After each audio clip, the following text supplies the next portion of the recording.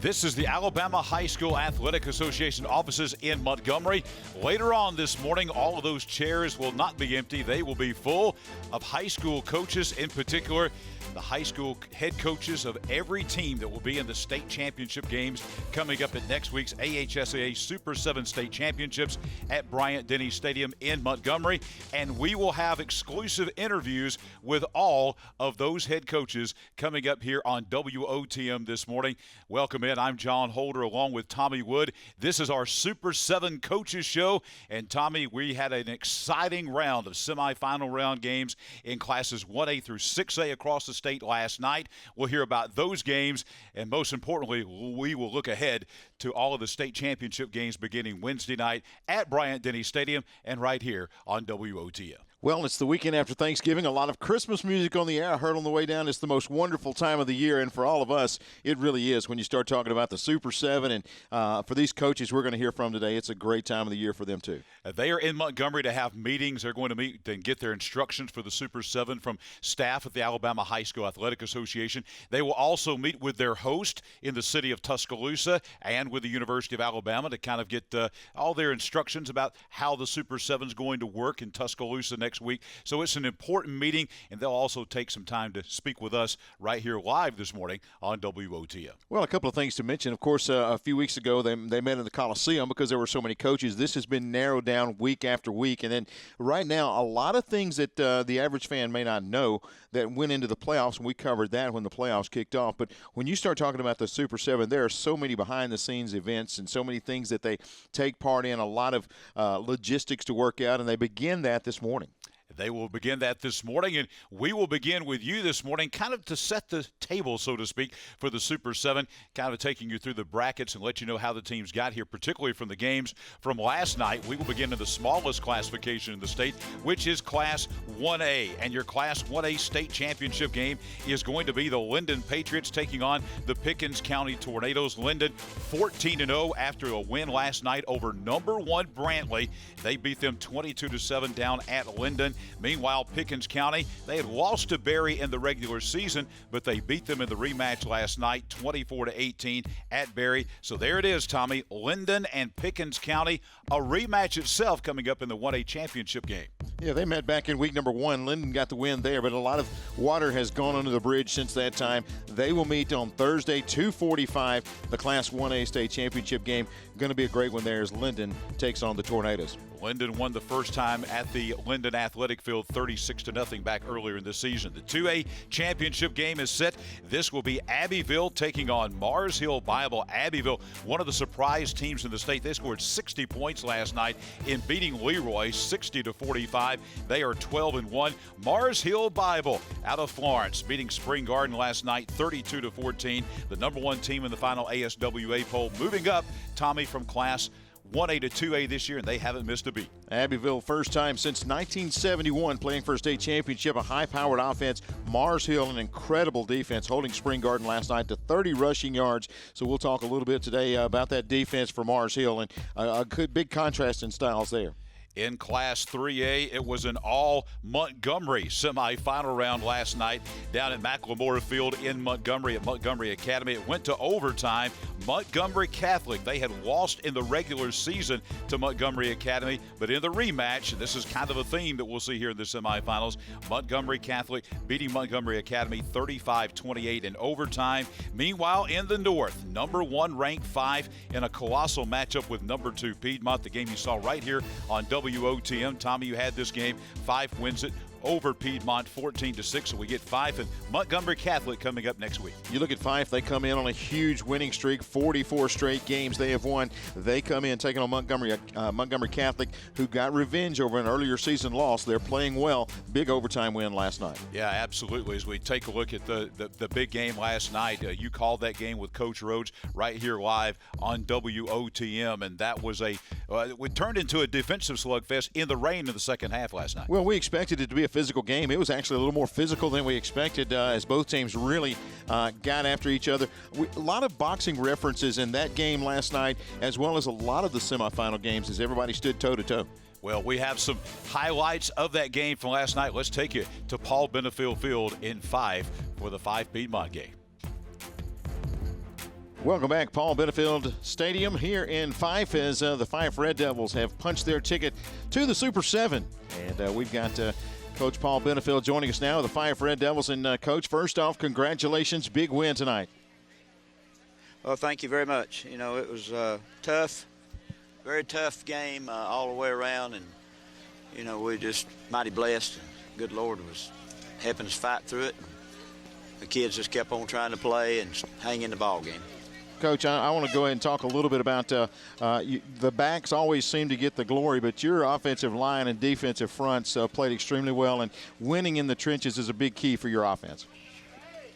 Well, you know, they stopped us probably better than anybody we've played in 3 or 4 or 5 years, 6 years maybe. They stopped, you know, weather conditions affected us as much as it did them, I guess, some, but they throw the ball more, and I'm sure it did them too, but they control the line of scrimmage at times, but you know, our defense, you know, didn't break it in the end, and they held on, and the big turnover interception was huge. And we had a good kicking game, good punting game all. Yeah, we said that Stiefel could play a role in this ball game. He had a big key punt late in the ball game, but you know, you look back at this ball game. Talk about Piedmont, the program that they have, and you two guys pretty much, we say, 2 of the elite programs in the state of Alabama, and you can't say enough about the 2 programs that went head-to-head tonight. That's right. Coach Smith does a great job, man. They all in over there just like we are, and the champions tonight played both sidelines, and it's just tough. Somebody had to lose this game because, you know, they played well enough to win, and I mean, I knew it was going to be a game like this, and I was just glad to come out on top. Well, Coach, we appreciate you taking time to be with us here, and I'm going to let you go celebrate with your guys and enjoy this win and get ready for the Super 7 next week. And get something dry on, too. There you go. Good luck with that. Thank you. Congratulations, Coach. Yeah, Coach Benefield been out there braving the elements tonight, and really a big win for him and his program tonight. And looking back at the highlights in the ball game, we talked about how physical it was, and you saw that early. The first drive for Piedmont, 1 yard away from a first down, and the first collision of the night between Hayes and Dukes. Yeah, well, Dukes was all over the field, and you know what's going to happen. The first real, I guess, blood that is drawn is going to be by Fife patting a drive down the field, but Piedmont will answer. They will throw the ball with authority on this drive. First the seam route and then a deep crossing route. This drive will culminate with an ISO play that will allow Hayes to take it in, and it's a 7-6 ball game after the extra point is blocked. But then it becomes really pretty much a defensive struggle right here for the rest of the half. Not able to get anything going offensively. Hayes able to scamper out of here, but, you know, there's the defenders waiting, and they're able to apply the big hits there. They try to go to Johnson at times, but the defensive pressure tonight on Hayes, he was hit several times back there to pass, and really that Fife pressure able to get to him time and time. Avoiding a touchdown late in the first half. They come up with a swipe right there by Dalton.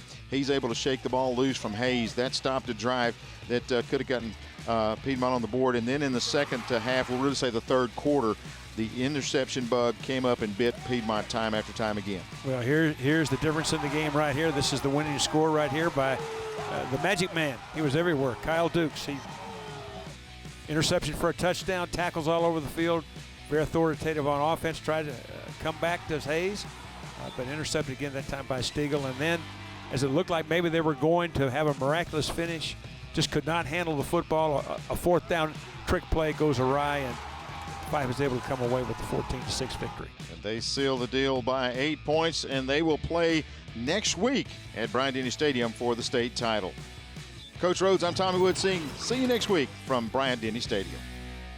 Fife extending that longest winning streak in the state currently right now as they take it out to 44 games. Moving on now to Class 4A, Montgomery Catholic, I should say, we'll have Hanley taking on Gordo. That will be your 4A championship game. Hanley last night with an impressive win in Tuscaloosa against number 1 ranked American Christian by 3 touchdowns, 34-13, taking on the Gordo Green Wave. Gordo came into Etowah and Attala, won the game 21-14 last night. That is an intriguing matchup in the 4A championship game, Tommy, next Friday at 10 between Gordo and Hanley. Man, there will be talent all over the field. You got Dylan Brooks, a Tennessee commit for Hanley. Also, Tay Meadows, a running back that has really put up the numbers in the postseason. They are on the Hanley side, and on the other side, you got Tanner Bailey and a great defense for the Green Wave. Coming up in Class 5A, a matchup that a lot of folks thought all season long that we might see in the Super 7 state championship game is coming to fruition. St. Paul's Episcopal last night in Mobile won twice in the season as they beat Faith Academy for the second time. This one went to overtime, 21-20 last night in Mobile. And Pleasant Grove coming from 14-0 down to beat their rival number 1 Ramsey 35-14. This is going to be a great Class 5A championship game between St. Paul's and Pleasant Grove. Again, incredible talent on both teams. Thursday nights, make sure you are in front of a television watching this one. St. Paul's Episcopal, what a program. They have massive offensive line. Pleasant Grove, the same thing. They both have size. They both have speed. They are well coached.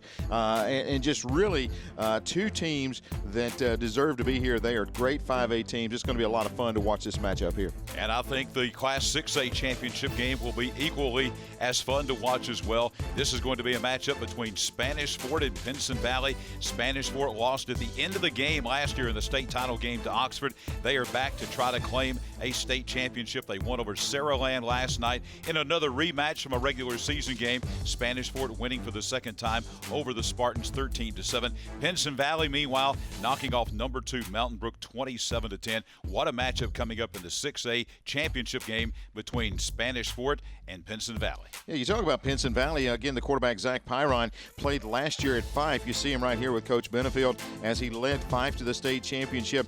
Transferred during the offseason. Now the starting quarterback for Pinson Valley, still getting things done. You may notice from the package a lot of running games at Fife, but then when he comes to Pinson Valley, able to put the football in the air with a couple of big touchdown passes last week against Oxford that really paved the way for the Pinson Valley Indians to make their way into Tuscaloosa. So he is back and appearing for another state championship, only a junior, and making it the Super 7 back-to-back years.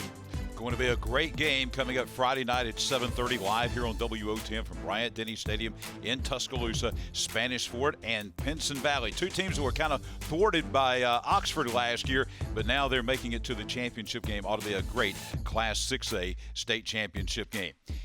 And as we take a look at Class 7A, this was decided last Friday night. Only 4 rounds in Class 7A, so their semifinals last Friday night.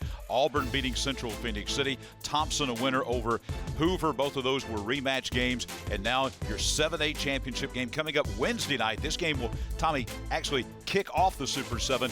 Auburn and Thompson for the 7A title. And what a great way to kick it off. I mean, you've got incredible teams right here, great programs. Auburn trying to pull off the big win there. Thompson coming in as one of the top teams in the state, obviously, and even in the nation. But that Auburn team has improved as the year went on, had one hiccup back in week number 9, and other than that have really played well. So that's going to be an exciting matchup. Looking forward to Wednesday night. Yeah, Auburn and Thompson right here kicking things off. And that will be Wednesday night. Don't forget that. Super 7 games not only all day and all night on Thursday and Friday, but kicking off Wednesday night with 13-0 and number 1 ranked Thompson taking on 11-1 Auburn. Last week, they had their coaches meeting down in Montgomery, the two 7A participants, and we had a chance to catch up with the head coaches of both teams from both Auburn and from Thompson, Adam Weingarten of the Auburn Tigers, and, of course, Mark Freeman of the Thompson Warriors. The Class 7A state championship game is set. That will be at Bryant-Denny Stadium in Tuscaloosa coming up on Wednesday night, December the 2nd. You'll see the game live right here on WOTM. It features defending 7A state champion Thompson taking on the Auburn Tigers. We had a chance to get a few comments from the head coach of the Thompson Warriors, Coach Mark Freeman. Well, it's been a very unusual season. You know, you're sitting home in March and April, and you know, you're praying basically every day, all day, that you get a chance to see your kids again in this capacity. And, you know, when they started lifting the guidelines that we were going to be able to get back maybe in June, to see the kids again in June was such a blessing. And I can't say enough about the Alabama High School Athletic Association and the way that they've handled this situation. And our administrators at our school have been tremendous about helping us do the best we can to keep our kids in a great environment. but it's a blessing to be here. It was a strange off season, and then getting the players back in June and having June and July, and then going through the season. And we were so fortunate. Our region, I don't think anybody in our region lost a game this year, and so that speaks for itself about how far we've come in this situation. And we're just, man, so super excited and blessed to be able to go and then compete in another state championship this year. Well, obviously we're looking forward to it. It's a little bit closer. I can't say enough about the way that the people in Auburn, Mayor Anders and them, such a great trip it was down there, and what a blessing it was to go down there 2 years ago, and the outcome wasn't good, and had a chance to go back last year and redeem ourselves a little bit. And now the kids get a chance to go to the other stadium in the state, University of Alabama, and it'll be a great experience down there. We also had a chance to catch up with the head coach of the Auburn Tigers for some comments about the Super 7. Here's Adam Weingarten. Well, I think the big thing is, honestly, I think there's a lot of silver lining in the pandemic. We started the year, it was really about, hey, let's enjoy each practice, let's enjoy each game. Didn't know if we were going to get a chance to even play football this year. So our motto was, look, treat every practice like it's a game, and treat every game like it's your last, And so there really has been a singular mindset all year that I think has really helped us improve and grow closer as a team. And I think that consistent attitude and this preparation each week has helped us consistently get better as the year's gone on and be ready for high-level competition. But I think the big thing is the pandemic has not allowed us to ever look ahead. It's always allowed us to stay in the moment. And I think when you stay in the present, that's when you're at your best. Well, they're ultra talented. I mean, if you look at the ESPN Top 50 of the state of Alabama, there's going to be several guys sprinkled in there from a recruiting standpoint. They have a lot of top-level players. They're the defending champion. I don't think they've been in a game this year that's really been close. So we know we got our work cut out for us. It's going to be a tremendous challenge for a football team. We have a lot of respect for their school, their players, their coaching staff. I've known Coach Freeman for a long time. He does an outstanding job. So we're hoping it's going to be a classic matchup. Well, we hope we're going to play a physical style. That's going to be one that's going to have this relentless attitude and effort. I think that's been the one trademark of our program is kids that play whistle to whistle throughout the entire ball game and play for each other. And a reminder, all of the Super 7 state championship games, including this phenomenal 7A championship game, live right here on WOTM. And the 7A championship game will kick it off Wednesday night, December the 2nd, Bryant-Denny Stadium in Tuscaloosa. Thompson taking on the Auburn Tigers. And that will be the game, as we said, that's going to kick off the Super 7 down at Bryant-Denny Stadium in Tuscaloosa. Auburn and Thompson, an intriguing matchup. They have never played before. This will be the first meeting between the Warriors and the Tigers. We're going to begin now with our next 6 classifications, talking with coaches here live this morning from Montgomery. We begin with Fife head coach Paul Benefield joining us at this time. Coach Benefield, John Holder, Tommy Wood with you this morning. Glad to have you with us. Congratulations on the North Alabama championship win last night over Piedmont 14-6, a game that everyone in the state saw right here on WOTM. Well, good morning, fellas. How y'all? It's been a long night, hasn't it? Yes. I think we just left, Coach. I know you do breakfast with Benefield. Did you bring anything today? No, I didn't do any breakfast, but it's breakfast by myself today. That's all I did.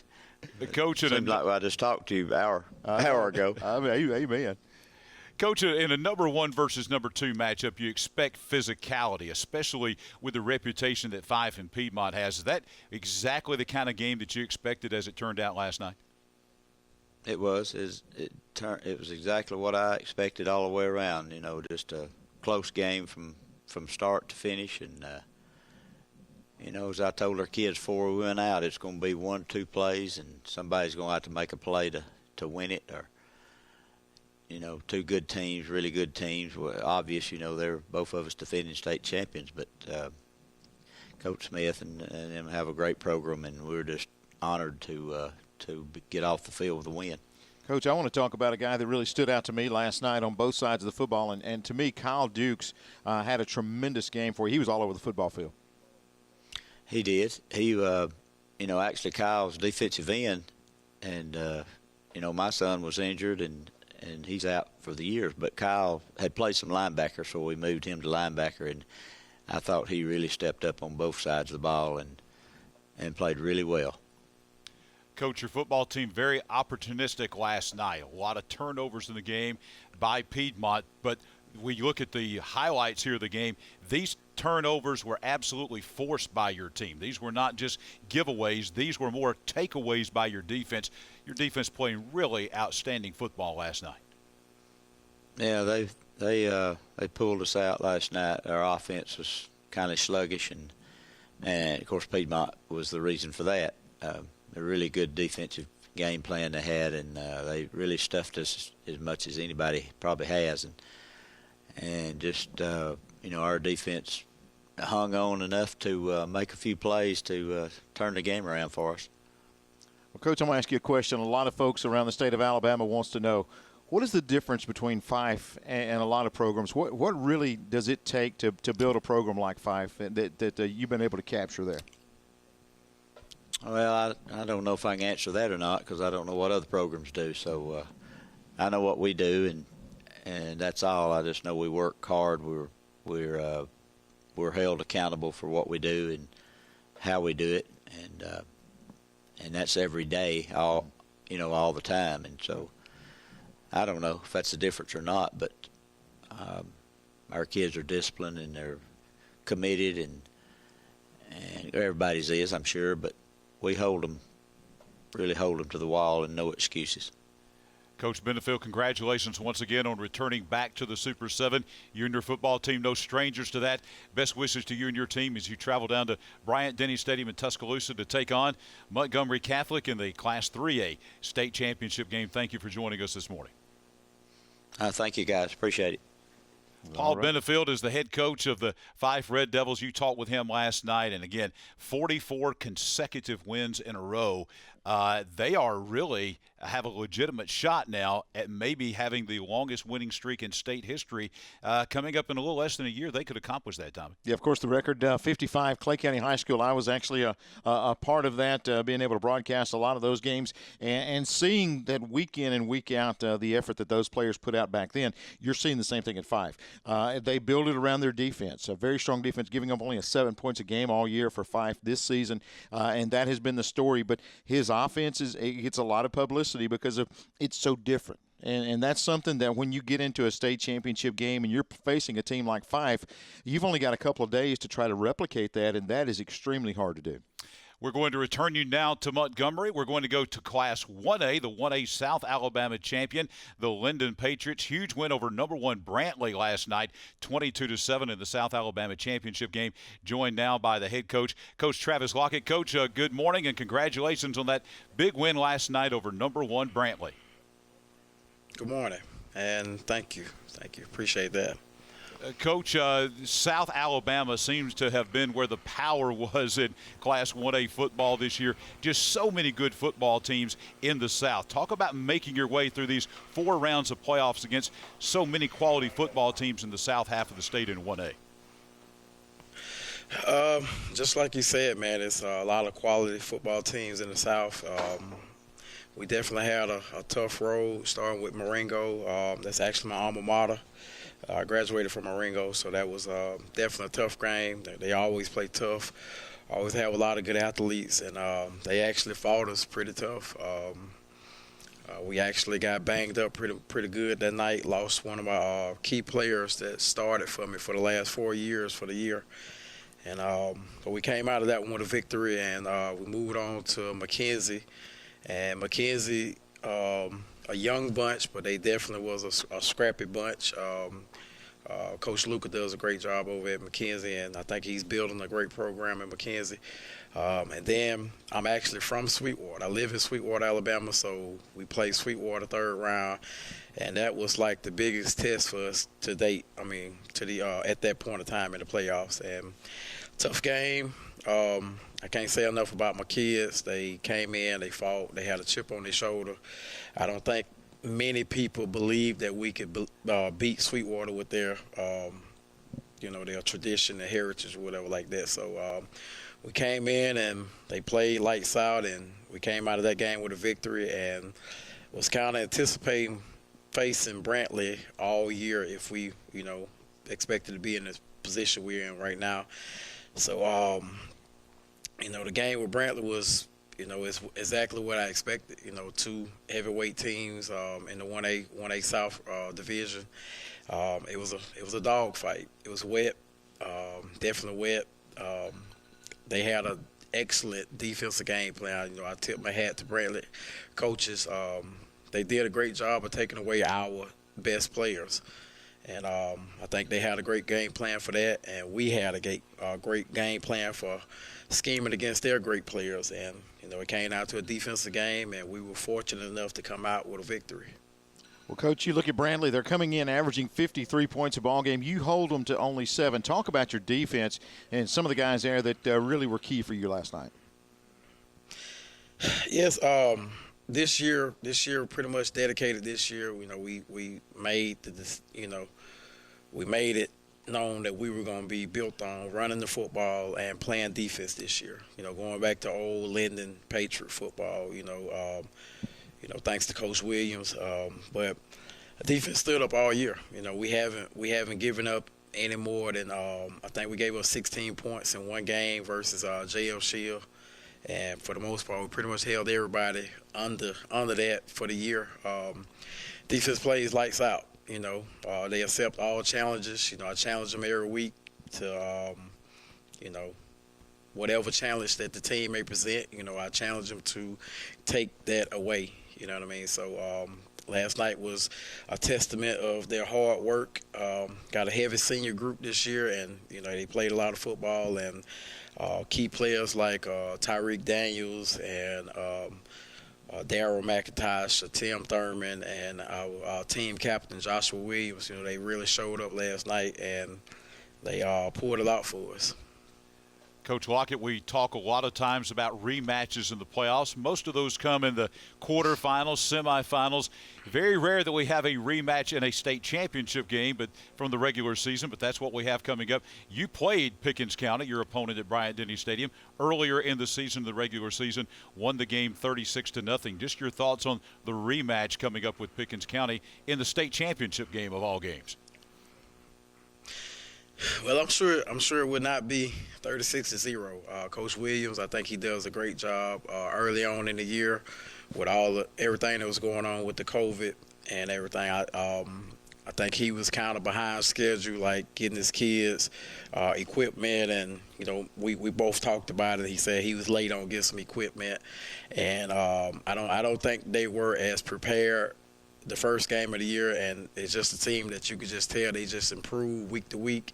And, it's a testament to the great, job that he's done at Pickens County to get his kids to this platform right here, this state championship. And I have all the respect in the world for him, and I know this definitely going to be a tough game for us. It's going to be a dog fight. We got to come to play our best game, definitely.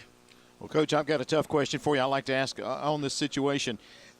Going into a championship game like this, what would a state title mean to you personally and to the community of Linden? Linden has appeared in 2 state championships in the history that I'm aware of. I think it's 2011 under Coach Andrew Williams. We came up short. 2018, which was my 3rd year in Linden, I was the offensive coordinator. We came up short to Morris Hill. The town really wants a state championship, and they let it be known, and I feel like they definitely deserve a state championship. So we're going to do all that we can do to bring it home. Me personally, it's a big deal for me, but it's a bigger deal for me that my kids, I really wanted to win it for my kids, because they worked hard. And they come to work every day and do everything they're supposed to do, and I really would love to bring it home for them. Coach Lockett, congratulations on the win last night, returning back to the Super 7. Best wishes to you and your football team in Tuscaloosa next week.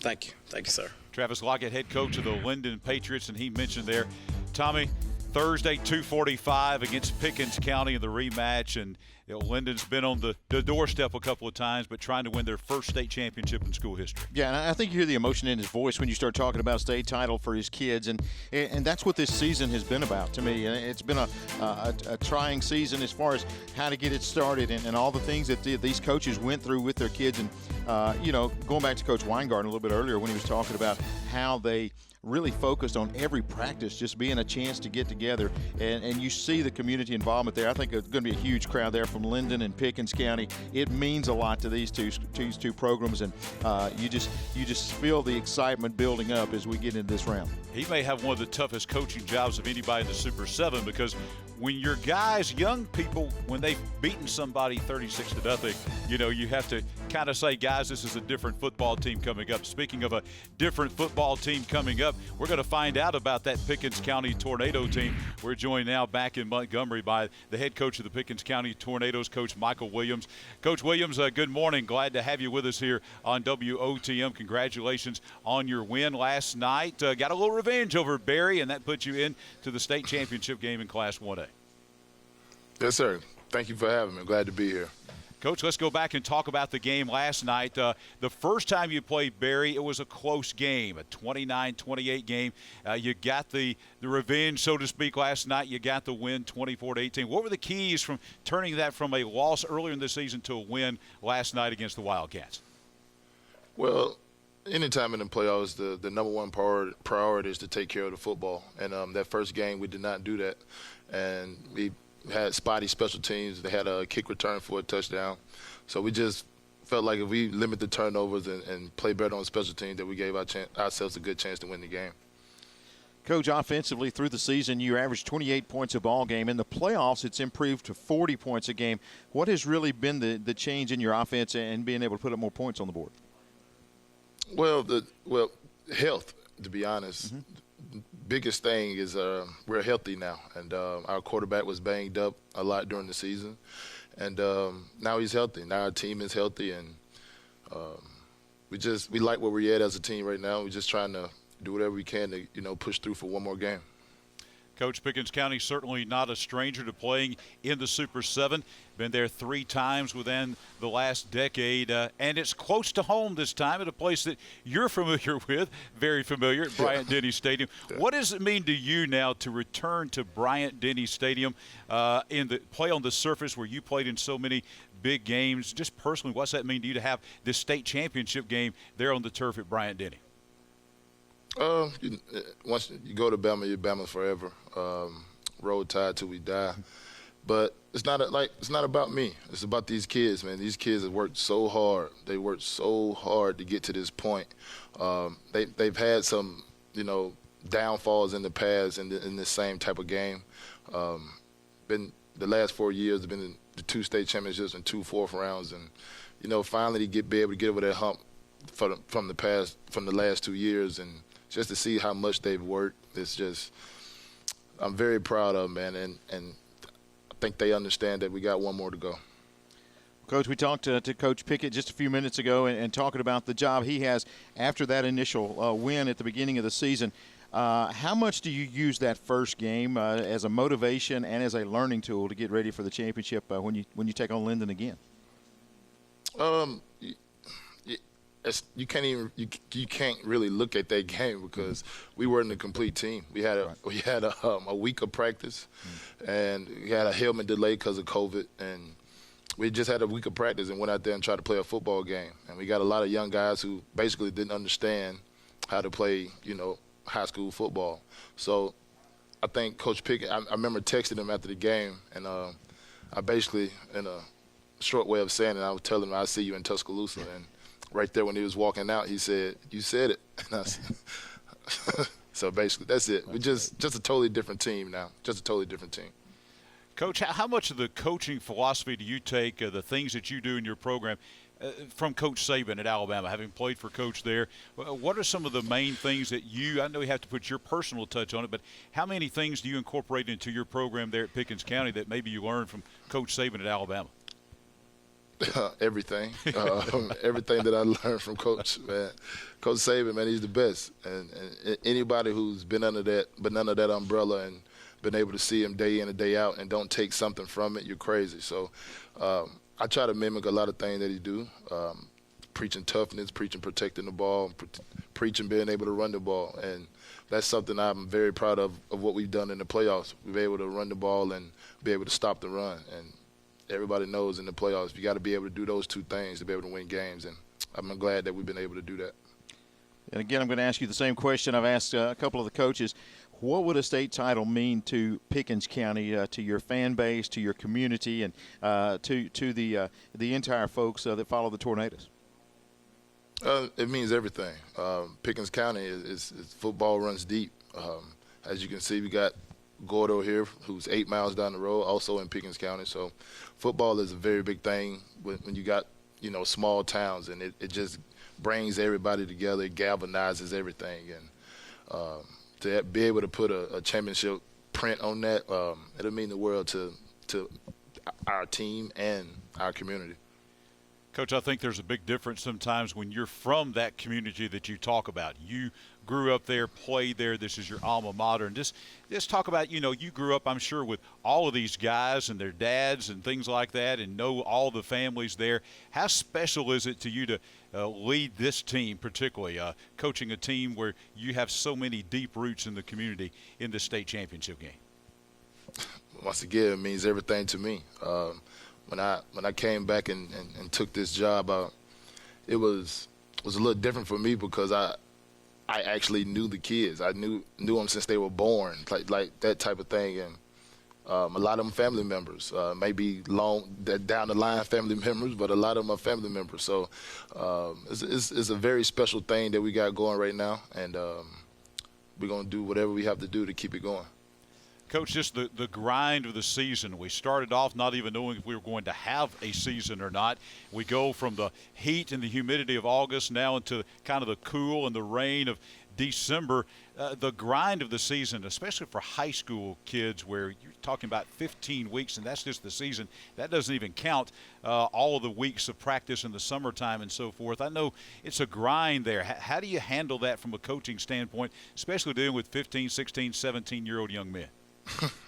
That, for me, that was the biggest adjustment, understanding how the teenage mind works again.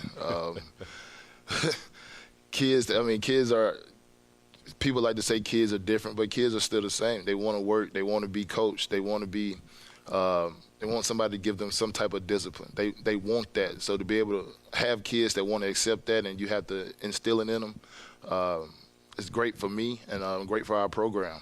Pickens County is steadily being at the top, and that's something we can be proud of. Coach, thank you so much for spending some time here with us this morning. We will see you at your old stomping ground at Bryant-Denny Stadium in Tuscaloosa next week for the Class 1A state championship game against Linden. Best wishes to you and your football team. Yes, sir. Can't wait. Thank you for having me. Michael Williams, the head football coach of the Pickens County Tornadoes, and they've got Linden, an all-West Alabama matchup coming up, Tommy, on Thursday at 2:45. Well, you got teams there that are very, very familiar with one another. And let me go ahead and say Pickens County is going to win the mascot of the year. I'm going to tell you, I love their mascot there as the Tornado comes out. But it's going to be a lot of fun coming up on Thursday, 2:45 there at Bryant-Denny Stadium. And like you said, the close proximity there, you look at those two teams, and they're very close to Tuscaloosa, obviously. They'll bring a good crowd, and it's going to be a very spirited crowd there at Bryant-Denny. And Coach Williams, one game in particular, I'm sure he was very much involved in that game of the century with LSU, kind of a controversial play on the goal line where he caught that pass down there. And they lost that game, but they came back to the national championship game and won it handily. And I'm sure he's telling his guys that story. Guys, I've been here before where we lost. No one gave us a chance in the championship game. I'm sure he's kind of telling that story to the Tornado team over this next week. Probably takes him right there to the spot on the turf as he gets the team prepared. But going to be a lot of fun. And like he said, at the beginning of the year, they didn't have the helmets they needed, didn't have all the personnel that they needed to get the season underway. They just basically had to put something on the field. That's what they did. So you'll see a different matchup, and I'm like him. I don't see a 36-0 win when you get to this game. It's going to be a very fun matchup there on Thursday. Well, earlier we had the 3A coach from the North Alabama team, the 5 Red Devils, Paul Benefield. We're set to be joined now in just a few seconds here by the head football coach of the team that they'll be facing, the South Alabama 3A champion, Montgomery Catholic. Coach Aubrey Blackwell joins us. Coach, good morning. Glad to have you with us from the capital city. You didn't have a very long trip up to the AHSAA office this morning, but I'm sure it was an enjoyable trip after that big semifinal win last night. Absolutely. Didn't get very much sleep last night, but what a blessing to be here, and not too bad to be right down the road. Coach, you kept us up late last night with an overtime win, but, man, what a thriller there on the road for you. Yeah, absolutely. Our guys played just an outstanding football game, and it was one for the record books for everybody. You know, Montgomery Academy played one of their best games of the year, and our guys just did what it had to take, and in the rain, in the slop, in the mud, and we were just very fortunate how well our guys just continued to be persistent, even through the things that happened later in the game, and really proud of how we found a way to win. Coach Black will take us through the overtime period, let folks around the state of Alabama know how that unfolded. I'm sure this will be a sequence that you will never forget for the rest of your life or your young men. Take us through that overtime period. Well, you know, we got in a formation late in the fourth quarter that we saw we really liked, where our running back Jeremiah Cobb and running to the stretch to the tight end side. And so we opened up with it and hit it for 8 yards the very first play. And excellent block by our left side, and Jeremiah got down to the 2, and we didn't see anything wrong with it, so we just ran it again, and that's, you know, our offensive line did an amazing job of reaching those blocks, and the outside zone for us has been a key staple in our fourth quarters all year, and our offensive line does such a good job of getting to the outside and skipping, running, and reaching, and our running back sees that stretch really, really well, and it was all out war in the mud, and so, you know, everybody was tired, and I'm proud of our kids of how they finished that, and then we got the ball first when they got the ball on defense. Their first play went for 7 down to the 3, and then they had a false start penalty that backed them up. And they ran the ball again for a 3-yard gain, and then they attempted 2 passes. And on the 4th down pass, junior linebacker for us, Pat Ryan, picked it in the end zone for an interception to seal the win. And just, you know, and then, you know, just the celebration of everything that's come forth and the fortunate blessings that we've had, and was the end of it. Well, Coach, I'm going to ask you about that 3rd down pass because the quarterback was scrambling away, throws against his body. Mm-hmm. How long was that football in the air? I know for you it seemed like an eternity before it finally found the turf.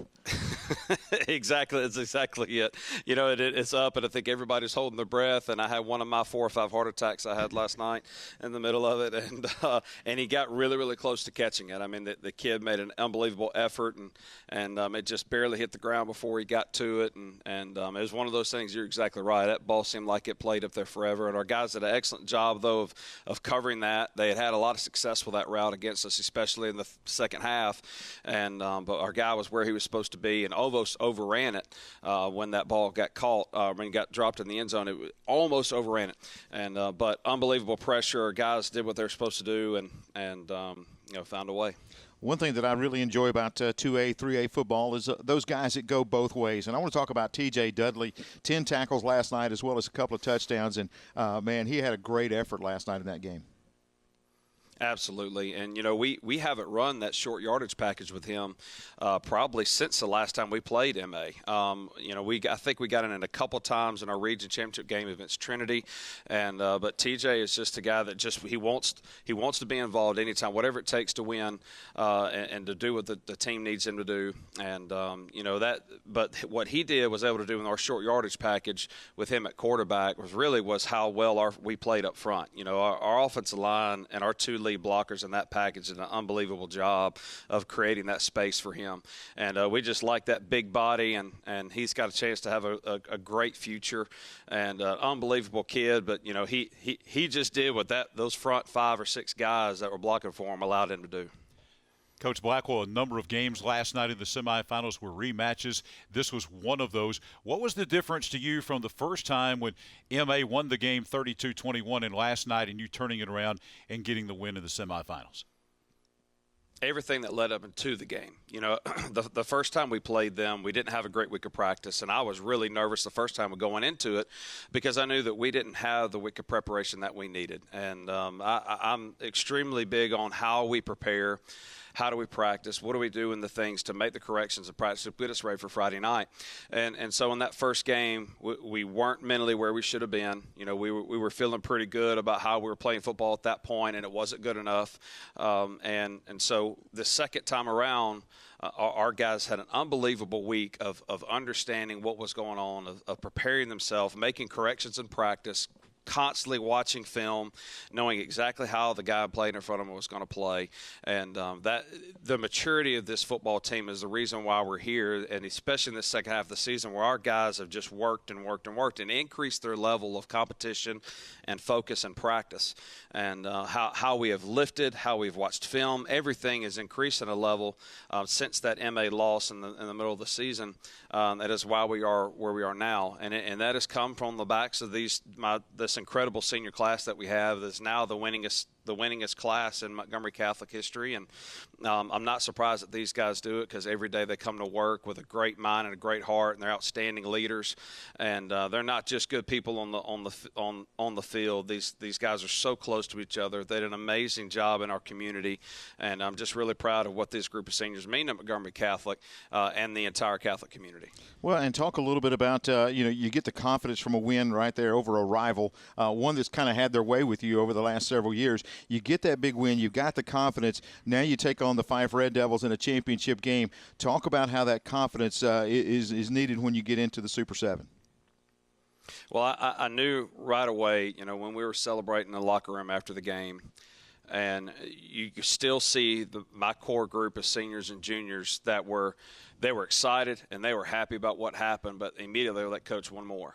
Just one more. We want one more, and it's going to take. It's going to take us going against a group that's used to being there, that's been in these big games. That's anytime you win 44 games in a row, you not only are good talent-wise, and not only do you have the coaching that knows what it takes, but you've got kids that know how to win. So it's going to take us playing one of our best football games. It's going to take us having that same intensity and focus that we've been having throughout the playoffs, especially the second half of the season.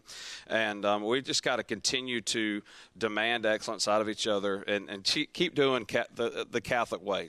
Continue to have excellent effort. And excellent determination and how to prepare for this game. And, but that game, winning one the way we did last night, will definitely give us some confidence. And, that game last night was our first two games of the year we played in those exact same conditions. We opened up against Pike Road and Charles Henderson. It poured and rained that whole time. And as our kids were running out on the field, they were excited. And they were ready to go because the guys they're telling each other, we've been here before, let's go do it. We've been here before, let's go do it. So the biggest thing I want to make sure our guys do is when we get out in Bryant-Denny that we don't let the sights and the sounds and everything going around take us away from our focus. And so this is just going to be up to me to make sure that we bring our guys in and reel them in and make sure we keep the main thing, and that is playing our best football game against Fife. Coach Blackwell, you mentioned that opening game. We had it right here on WOTM in the Kickoff Classic at the Crampton Bowl against Pike Road. You began the season playing in a neutral site game at a big stadium, the statewide audience. You're going to end the season playing at a big game in an even bigger stadium with a statewide audience. Just that journey of going from the Pike Road game all the way back in August at Crampton Bowl to now Bryant-Denny Stadium in Tuscaloosa to the Super 7 championship. Kind of your thoughts on that journey to Tuscaloosa. Just pride, really, and how our guys have handled this, how our coaches have handled the COVID season. So much of this year was strictly, hey, how can we get our kids healthy to Friday? And that was always our number one goal for the week is how are we keeping them safe? Are we doing what we need to do? And because that became the forefront of everything, and making sure that it wasn't necessarily about winning those games. It was just, hey, let's make sure everything's sprayed down. Are we keeping everybody distance? Are our kids being safe? Are our families safe? We don't want to do anything at all to put our families and people in jeopardy. And And so the reality of all of it was football really just became the byproduct and all of our release away from the chaos that was happening in the world around us, especially early in September and August. And I was one of the ones that I didn't know how long the season was going to last, but I told our kids every day, hey, you'd never know when your last day is, so treat it like it is. Treat this practice and this football game like it could be your last one, and you'll never have any regrets. And so – but that coming on all into this and into this wall one time, it's just an incredible blessing from the Lord. I'm not going to lie to you. Just everything that's happened and how the COVID years is coming into something that's going to be special and unique for us at our school at Catholic. I'm just happy and blessed to be a part of such an incredible experience. Well, Coach, you play Thursday afternoon in a championship game, and talk a little bit about how your schedule will change going into this week. I know with one day less to prepare, and you've got a tough opponent, obviously, to prepare for. How do you try to juggle that as well as all the other things to get you ready to make that trip to Tuscaloosa? I'm a big believer in routine, so we're just going to bump everything up a day. We'll start on Sunday afternoon, and we'll go to work and treat it just like a normal day. So we'll treat Sunday like Monday and go to work. And so as soon as I get done here, my staff and I are going to start meeting and preparing, and just like it was a regular week. And we're going to stay in our routine. Our guys like that. They're used to me being structured and scheduled for them, and so I don't want to do anything out of the ordinary. We'll continue to make it just another week, and we'll go through and we'll practice on Sunday, Monday, Tuesday, and then on Wednesday we'll do our normal our walk through our check practice, and then wake up Thursday morning and get ready to play a football game.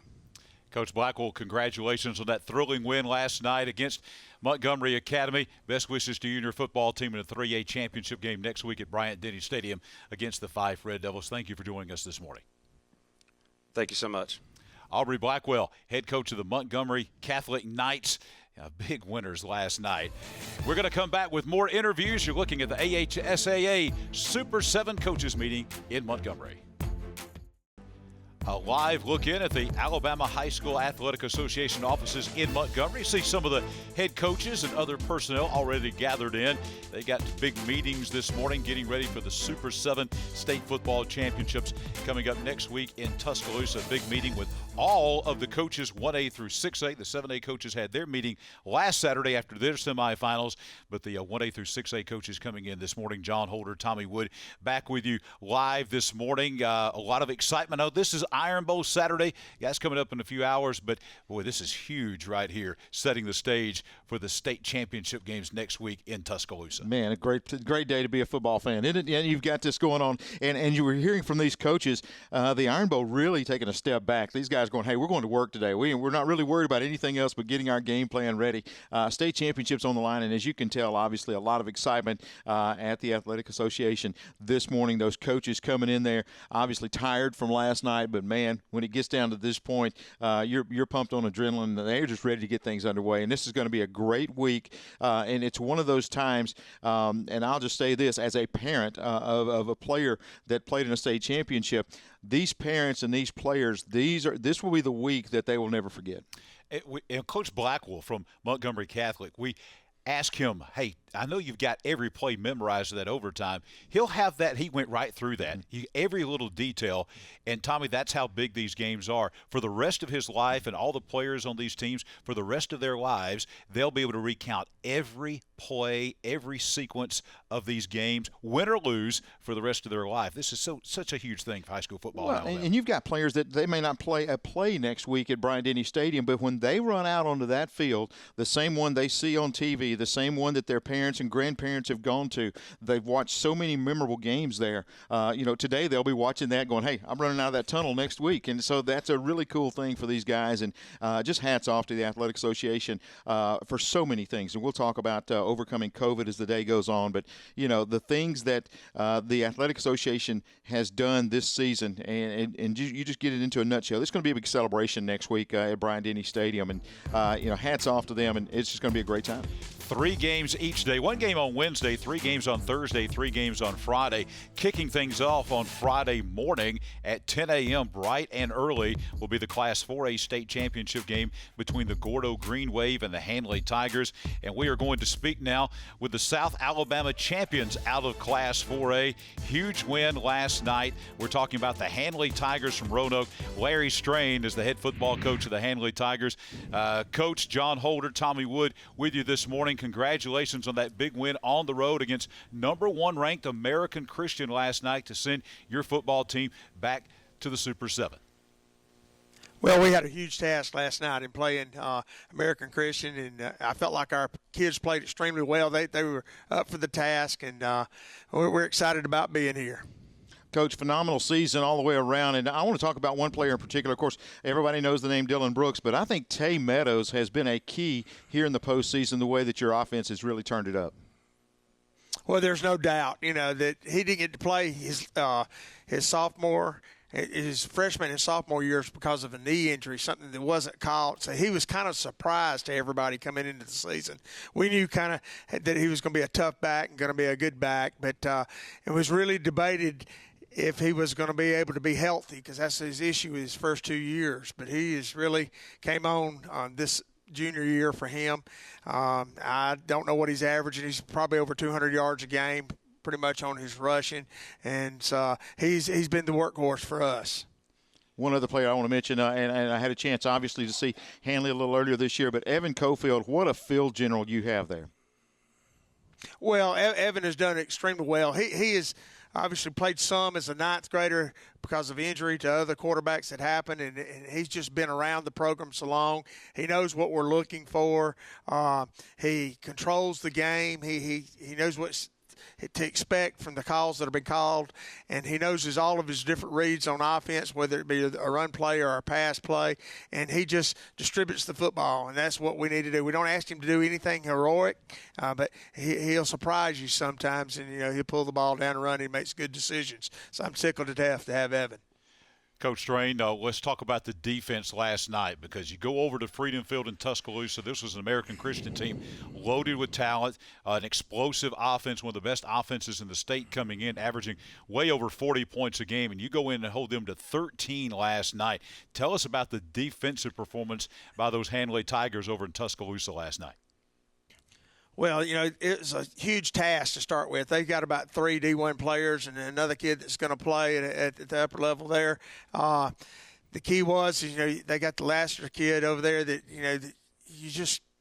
they're going to throw him the ball. They're going to throw him the simple quick screen over there, and he's liable to go the distance at any time during the game. So I'm drawing up the whole ball game thinking that he's fixing to bust loose, to be honest with you. But our DBs did a great job on him. And one thing that we thought about going into the game was we tried not to give the quarterback enough time, especially when he didn't run the one screens and the ball's going down in the middle of the field. And, of course, we had the bracket coverage sometimes there too. But I think it come down to really us trying to make them one-dimensional in the game. And because, they got a great running back as well, and he's been having – huge numbers all season long, and I think we held him to 80 yards last night. And I think it was the biggest key was our front guys kind of shutting down the run game to make them one-dimensional so that we know when they're going to throw the ball. So that was huge for us. Coach, you're going into the Super 7 once again. You were there in 2016. At what point this year did you feel like your team legitimately had a run to make it to Tuscaloosa? Well, we hope that we had a chance, from the beginning. Of course, everybody in the community says as soon as you play your first game, you play your rival in Randolph County, oh, this is the team. And, I'm saying, whoa, wait, that's not quite the case. We played one game, and you really just don't know. And anytime you get into playoffs, you have to be a good football team to make it to the Super 7. But you got to dodge all the things. And this year it's actually 4 things you have to dodge. But you have to be good first. And the second thing is you got to be lucky at some point. The ball's got to bounce your way. But the third thing is you can't get anybody hurt, which we've had some injuries this time, but you can't get any major people hurt. And then this year, of course, was dodging the COVID virus. And that was, we've actually played this season one game when we had 17 players not there, and then another game that we had 7, of which 6 starters that didn't get to play in a game, in a huge region game matchup. So, you never know. I really didn't know how we was going to get to respond, simply because once we got into playoffs, we played a very good Viger team in the first round. I knew that it was going to be a huge task to take on Viger and play them at our place there, but you just really never do know. And last night, we knew that AHSAA was very good. We were just blessed to be here. Coach Train, you mentioned the virus, and your team probably is affected as any team in the state, not so much because you didn't forfeit games, but teams that were forfeiting to you. It's hard to get some momentum because all throughout the season, especially that first half of the season, you had teams that were forfeiting games, and so it's hard to build momentum. It may have worked to your advantage a little bit because not a lot of folks were talking about Handley around the state because you just didn't play a whole lot of football games.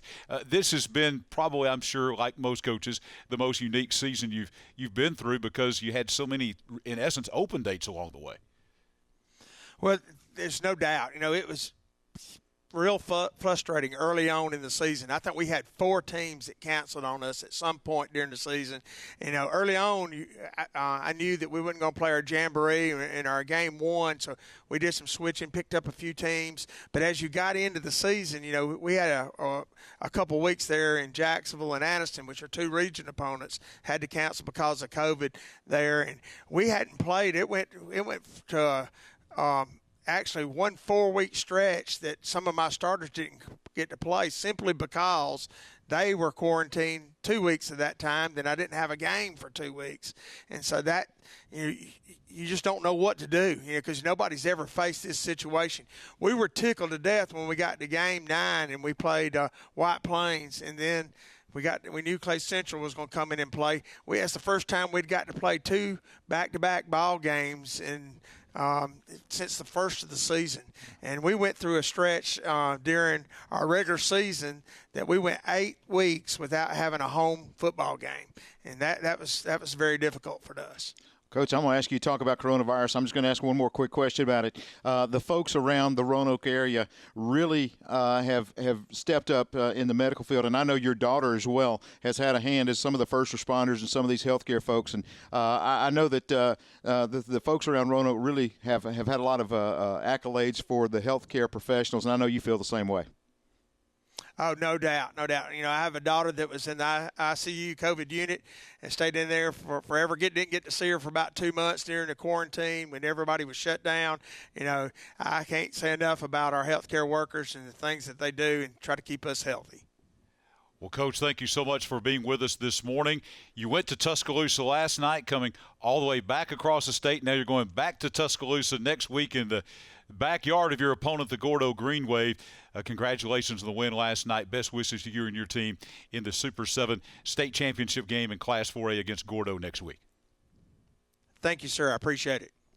Larry Strain, the head football coach of the Handley High School Tigers, your 4A champions out of South Alabama, taking on Gordo Friday at 10 a.m.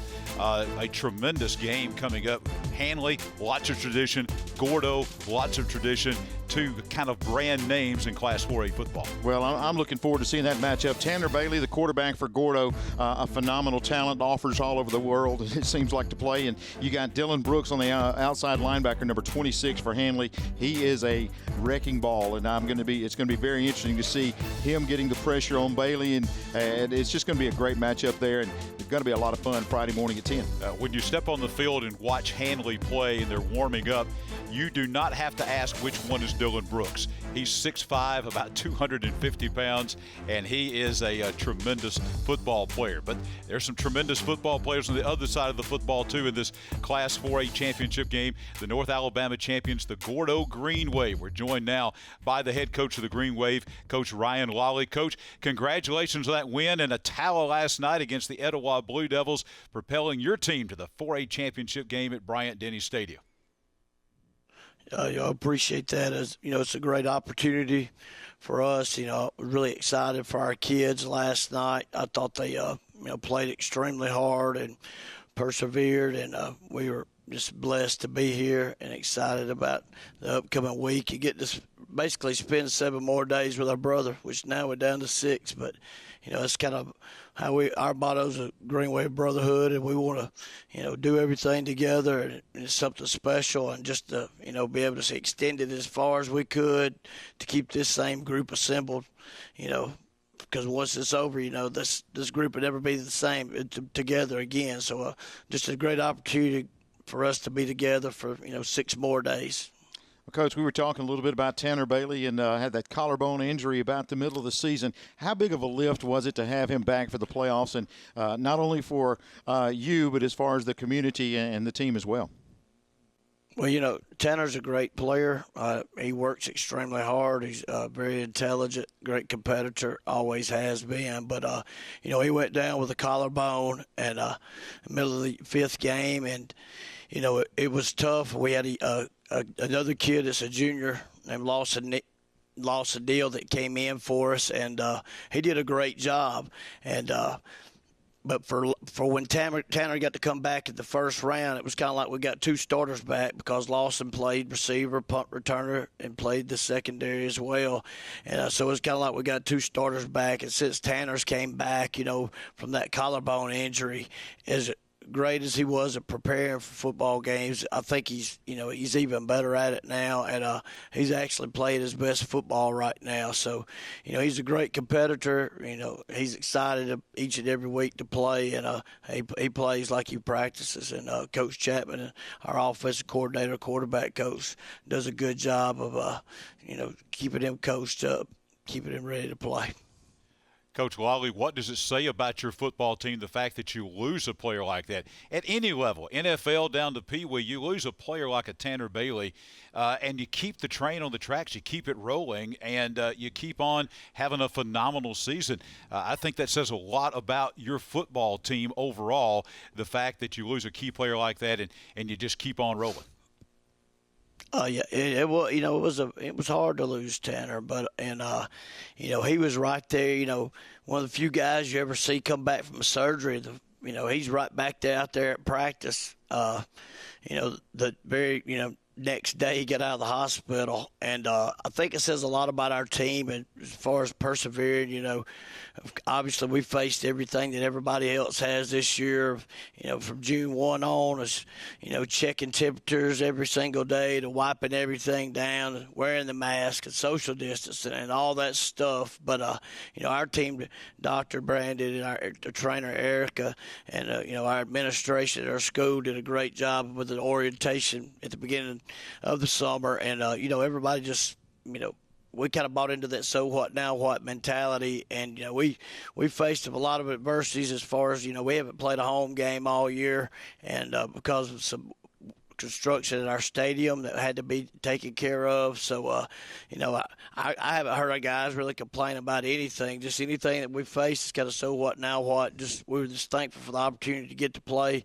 And of course, to answer your question, it was thankful to get Tanner back, and and just keep being able to move on into the playoffs. But on the other side of the football, your defense has been playing extremely well, holding Etowah down last night to 14 points. They had really been on a roll offensively, and that defense has gotten better week by week. Yeah, we have a lot of confidence in our defense. Coach Booth and Coach Hill do a great job with those guys of preparing them every week, and they do a great job of practicing. We think you play like you practice, and they practice hard. And there's some days you got to kind of pull them back a little bit just because you got to stay healthy. Just like Coach was saying, at this point, it's all about being healthy and being ready to play. But yeah, we were proud of our defense. Etowah. Etowah had a great football team. Obviously, they had a great back. They had receivers everywhere, quarterback, and, the offensive line got after it. So we were proud of our defense, kind of answering the bell there and making some big plays. So, it was just an exciting night for our guys.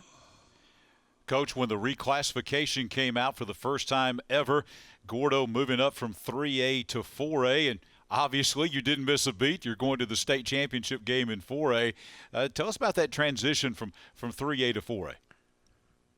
Well, it's been a transition because, Fayette County, they were always a non-region game for us, and then we fell into the region with them, and then we went from a 8-team region to a 7-team region. So just finding non-region opponents and things like that.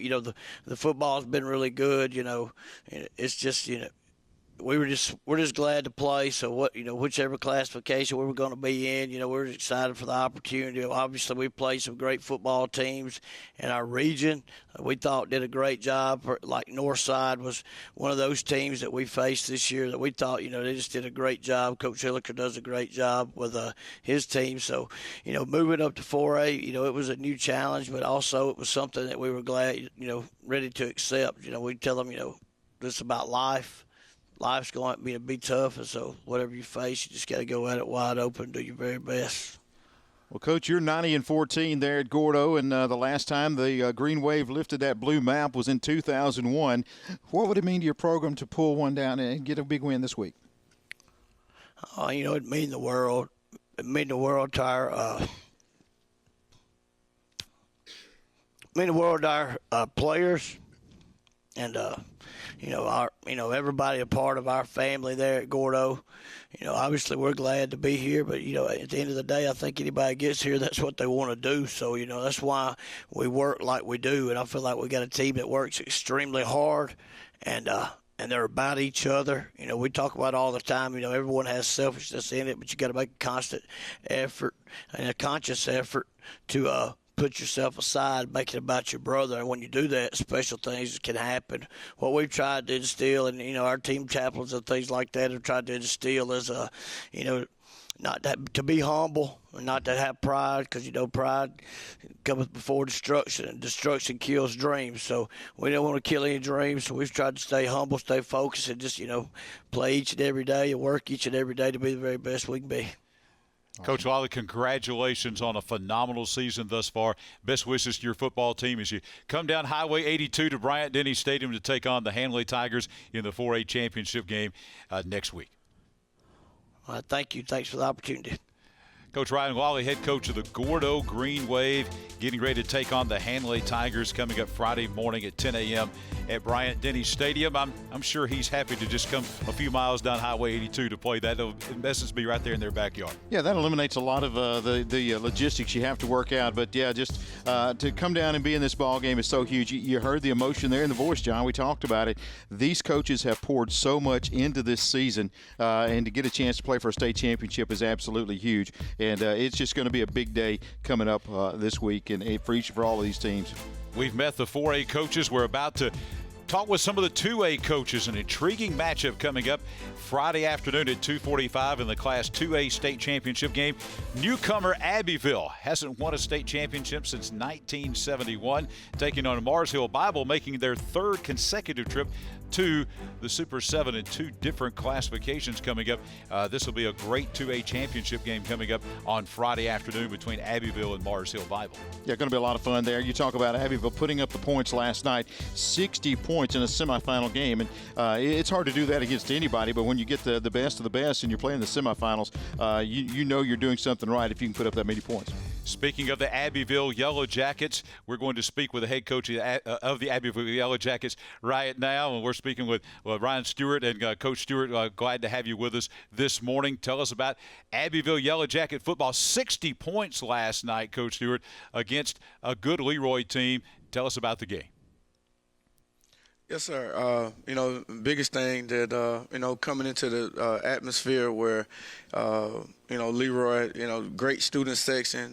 They had a lot of, hospitality, but to be able to come in and our team, we knew that we had to be sound special teams and, and defensively make sure that, we were able to tackle because it's such great players. They had a great quarterback and running back that could at any time take it the distance. So we knew we had to swarm to a football. And then their defensive line, which was, a bunch of guys that are run stoppers and pass rushers. We felt like, we had to establish the run to, under the conditions of the rain. And, we knew we couldn't, we didn't have enough balls to keep dry to be able to, to throw it the way we have in the past. But, our kids, we challenged them throughout the week, and they answered the call. I was, happy to see my quarterback play well, and Rakevis Dozier, which goes by Rico Dozier, a kid that's been, Mr. Everything. Saturdays he's normally stays a little bit longer in the bed because of what we require of him as, middle linebacker, running back. He also plays on, special teams and rarely comes off the field. So just with our group of guys, I was happy to see him, come out and produce and just fight. We knew that Leroy would score points and which they've shown, and they don't really give up many points. And for our kids, we knew that we were able to kind of get up, but they didn't lay down. And that's like anything. And with this time of year, that that 11-1, and it just doesn't happen by mistake. And football program full of tradition, and we, it's just exciting to be a head football coach in this particular game, even with the weather. And we're just glad we're able to pull it out and have a chance to play for a state championship. Coach, I know in the fourth quarter you were soaking wet. I don't know if that was from the rain or a lot of sweat in that fourth quarter. That was a wild fourth right there. Yeah, look, actually a little bit of both, from the rain and sweating from that. I think I caught some leg cramps and whatever, but for the most part, it just, I think seven touchdowns in that particular back and forth after the half, and they just those guys didn't lay down, and I was just happy to see our kids to continue to fight, and with that senior group, we challenged them.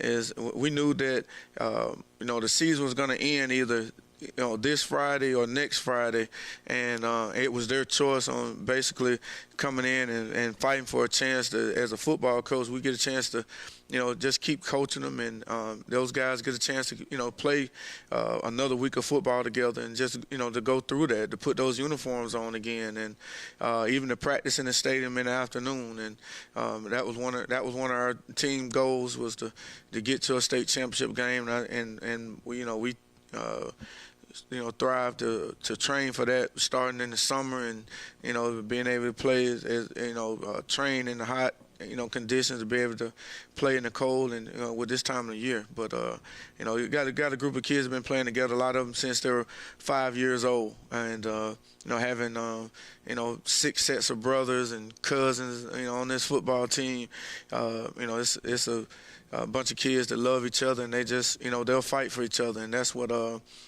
that's what Hive Nation stands for. And and one of the things is just the community support.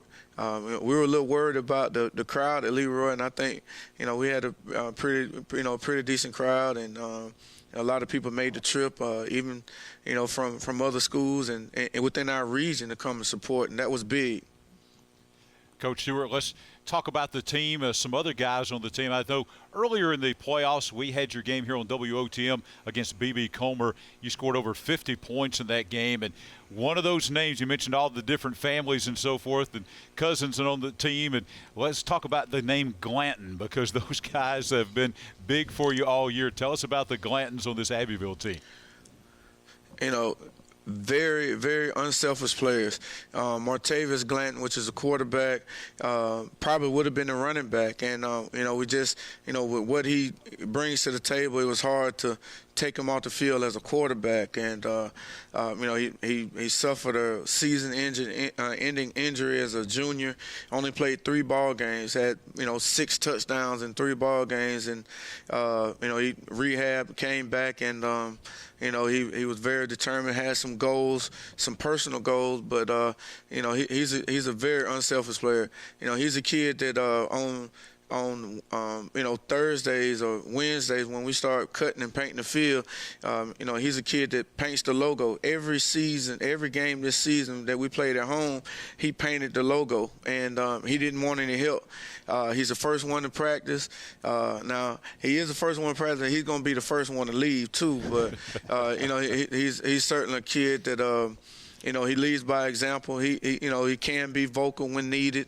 And then Randy Glanton is, his cousin, is a kid that one of the strongest football players on the team, and not just pound for pound. He puts up great numbers in the weight room. He's more so of a leader by example. He played linebacker, and then we moved. When I got there, we moved in the corner, and. He's one of the fastest kids on the team.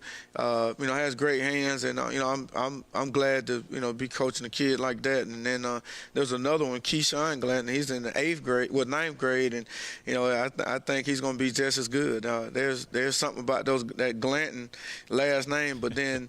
They're related to the Doziers, and I went to Martavius, and he lost his grandmother at the beginning of the season, and I went to the funeral, and I looked up and I saw other football players on our team in line. I was like, well, what are those? Those guys are very supportive. Like, nah, coach, that was my grandmother too, or that was my aunt, and just to see.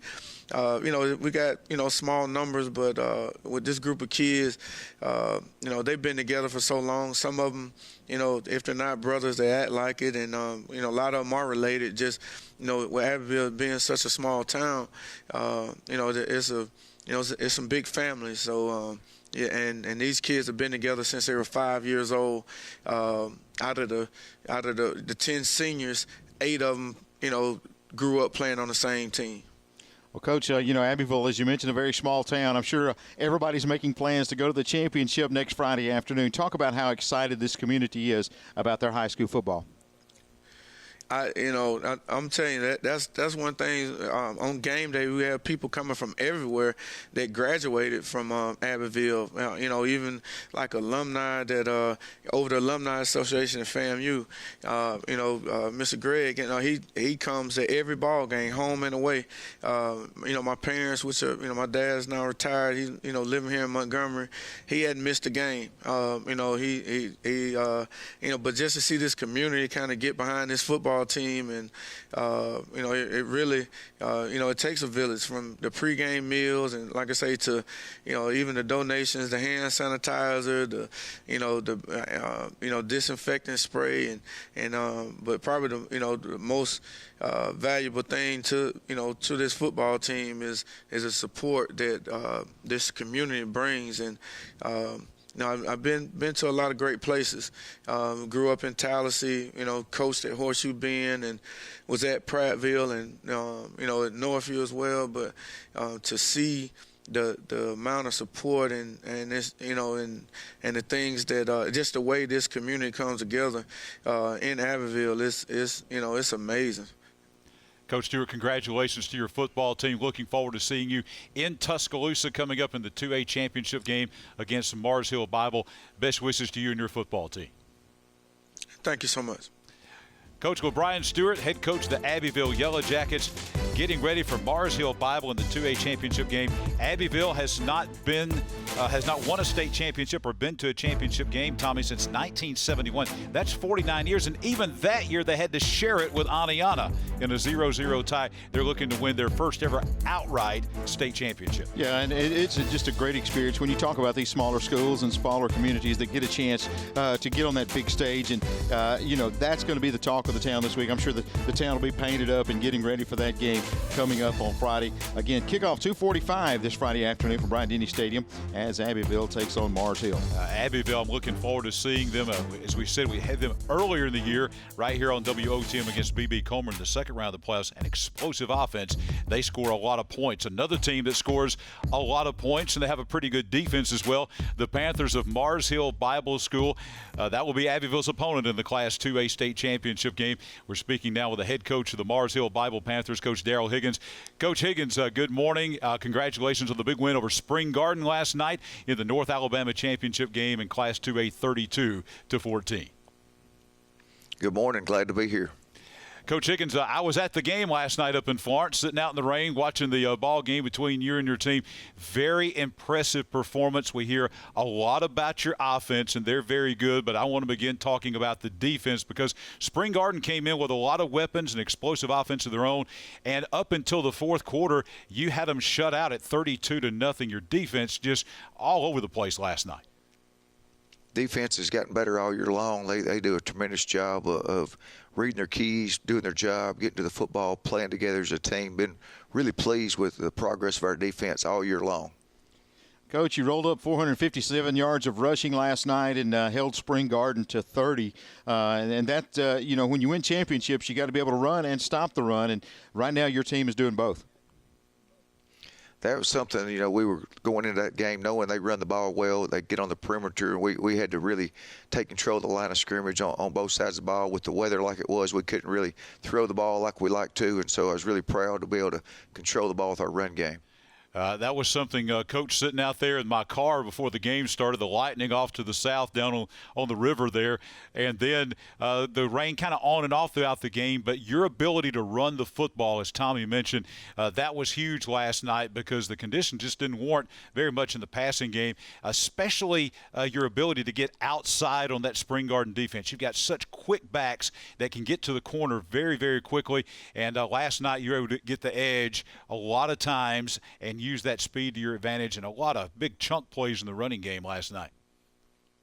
We got some good playmakers that we can get the ball to them in space, let them get outside. They can use their speed and their elusiveness to make plays. And last night we was able to do that. Spring Garden does a good job of stopping the inside run, and so we were having to really get to the perimeter, and I think our guys did a good job doing that.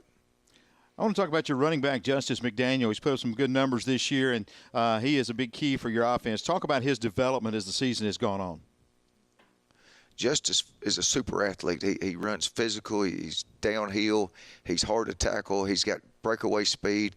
He catches the ball out of the backfield. He can do so many things. He is what you look for in a wing T fullback. He's really a tailback, a slot guy, but for us in the wing T, he makes a perfect fullback. Well, at the 2A level, you're going to have guys that are going to play both ways. That's the way it is. McDaniel does that. Another guy that you might know just a little bit, that Higgins kid, that Peyton Higgins guy, another one of those great 2-way players for you. Tell us about him. Peyton just loves playing. He likes playing offense, defense, special teams. He's out on the field all the time and been starting for us since 8th grade, and so he's got to play a whole lot of ball games, and it's been a lot of fun to be around the house talking football. My wife probably gets tired of us talking all the time football, and so she'll every now and then go, "Can y'all talk about anything other than football?" But we just love it. It's a lot of fun, and hopefully we can finish out on a positive note. For Mars Hill, the third straight appearance in the Super 7. Talk about, first off, the differences in the teams and the difference in the experience, and then some of the similar characteristics that each team has had. Well, all the teams have the same core values, and that is just we try to do more work, do extra work, do things on our own, do all the extra things that we can find any kind of advantage in our program of we're doing more than everybody else is doing. And then these guys, a lot of them that are seniors now, have been big part of the team since their sophomore year, and they've got to play in some championship games. You got to play in big playoff games. So they have a lot of experience. They love playing together as a group. They never lost a game on our new turf field the last 3 years, and that's something they've been proud of. And last night was our 40th win the last 3 years, and so they've got to play a lot of football. Coach Higgins, I think that it's a great benefit when you've been to the Super 7 like your football team has, your third trip in a row going, because it's different than any other game. You're playing in a big venue, a lot of media things you have to deal with, the time of day, the kickoff time, the day of the week in a lot of instances.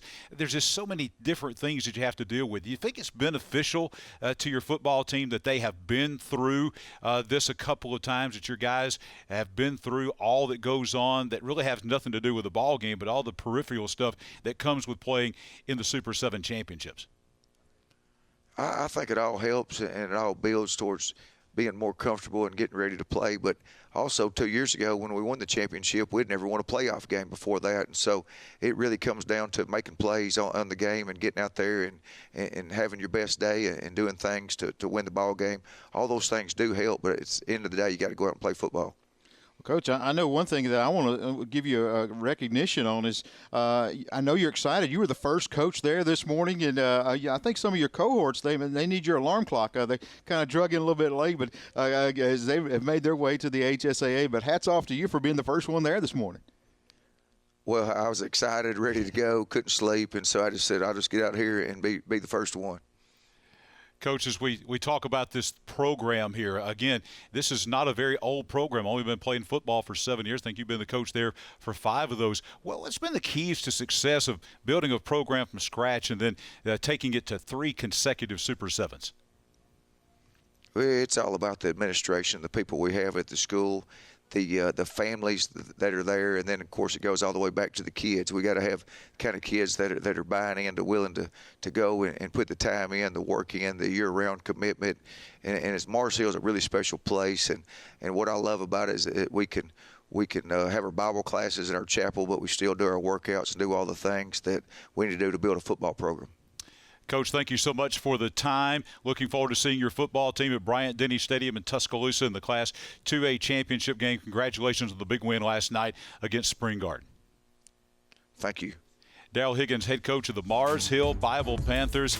An impressive performance last night in the rain up in Florence, getting ready for Abbeville in that 2A title game. Yeah, one thing you want to mention about Mars Hill, they've got a great freshman quarterback in Griffin Hanson. He is a freshman, but had a tremendous year, really gets that team going, an ultra-quick team as they take on Abbeville. That's going to be a fun matchup again Friday afternoon, 2:45. You just feel the excitement in both of those programs, hearing it straight from the coaches. You mentioned that Griffin Hanson, that 9th grade quarterback in the second-round game against Westbrook Christian.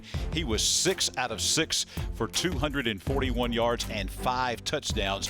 He's just a freshman. I saw him throwing the football last night. They didn't throw it much, as Coach Higgins mentioned, because of the weather last night, but you could tell what kind of an arm he has, the accuracy, and on a dry field like they had against Westbrook in the second round, that is yet another weapon on this Mars Hill Bible team, as if they need any more. And closing out the events coming up at Tuscaloosa Friday night, 7:30, a big 6A matchup. Spanish Fort taking on Pinson Valley. That will conclude the 2020 Super 7. And, John, that's going to be another great matchup as the Toros take on the Indians. One of the great programs in Class 6A football, the Spanish Fort Toros. And they had another huge win on the hill last night at Spanish Fort against rival Saraland. Head coach of the Toros, Ben Blackman, joins us now from Montgomery. Coach, good morning. Congratulations on the win in the semifinals and return back to the 6A title game next week in Tuscaloosa. Thank you, guys. It was a great game, great atmosphere. Hats off to Saraland. They played really hard, and our kids did too. We found a way to win. Well, it was a close game the first time. It was a close game last night. Not a lot of secrets when you get to these rematch games. Two teams know a lot about each other. Tell us about the game last night with Saraland. Well, we had some weather, some tough conditions to play in, and the field was real sloppy, and it was just a back and forth battle, and we turned it over, they turned it over, and they made a play early in the game and got up on us at halftime, and we went in halftime and just challenged our kids to keep playing and limit their mistakes, and we came out in the second half and was able to get a break and put 2 scores on the board and then hold on defensively. Well, Coach, I want to talk a little bit about your quarterback. Brendan Byrd had a touchdown last night and then also caught one as well. Talk about that play as he gets the pass and pulls it into the end zone. Yeah, it was something that we had put in this week for that purpose, and he made a great catch, but he made a better run after he caught it. Brendan's phenomenal. He's got a great supporting cast around him. Players and coaches all love him, and he works hard. He's one of the hardest workers in our program, and had a great night last night, and just really proud of him. Coach Blackman, going back to last year at Jordan-Hare Stadium in Auburn, a great football game in that 6A title game with Oxford. Tough loss for your team at the end of the game. Talk about coming out of that game, the motivation in the offseason and this season to get back to the Super 7 and try to win it this time. Yeah, I think that's really fueled us, Doug. You know, going through the off season and the COVID and getting through the summer and into the fall. You know, that's kind of been, you know, in the back of our minds, you know, driving force and the bitter taste in our mouth when we left Jordan Hare last year. So, you know, for our kids, it's been some motivation for them. Coach, you opened up the season 0-2 against some tough opponents, and you're sitting there 0-2. Did you feel like you were on the cusp of really turning that thing and getting into this position at the end of the year? What are some things you learned from that early season? Well, we were young. We had some people out early in the year. We got them back, and we were real young. In our skill positions. Our quarterback was a sophomore, and we just kind of had to figure out his niche and what he could do and how he could lead us. And we just continued to build on that week after week, you know, and he's gotten better. Our offensive line's gotten better. Defensively, they've been playing lights out all year long, and you know, it's just been one of those things that week after week we've taken it 1 week at a time and tried to face each opponent individually. Coach Blackman, you may not know a whole lot yet, but I know you well enough to know in the next 24 hours you'll know a lot about Pinson Valley. But just your initial impression of this Pinson Valley football team that you'll be facing in the 6A championship game. Well, I know their head coach was one that I used to watch on Saturdays when I was growing up, and he was intercepting balls and running them back and all of that. I know he's a phenomenal football player, and just getting to meet him really well, you know, this morning and talk with him, he's a phenomenal guy as well, too, and he does a great job, and, you know, he's got Pinson Valley back in the state championship game after being there, you know, last couple of years, and he does such a great job, and he's coached at every level, and I know he'll have his kids prepared. Coach, as far as, you know, getting back to the championship game, and you were there last year within, you know, a play here or there of winning a championship, what would it mean to your fan base, to your program, to come and get that blue map this time?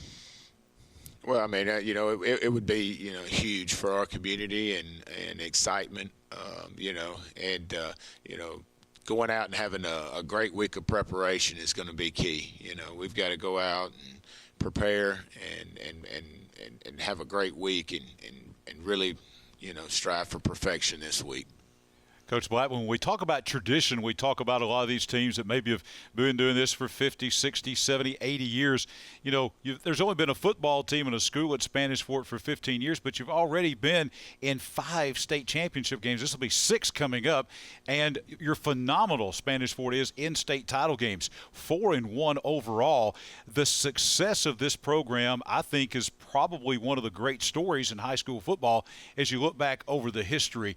Just this in the short time of 15 years, the tradition that's already been set in place by Spanish Fort. Tell us about that this morning.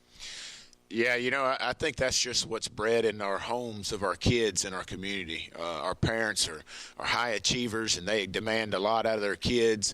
They make them learn at an early age that hard work is the best way to get it done. And you have kids in our community that are tough, and you know, they're gonna try to outwork everybody they can.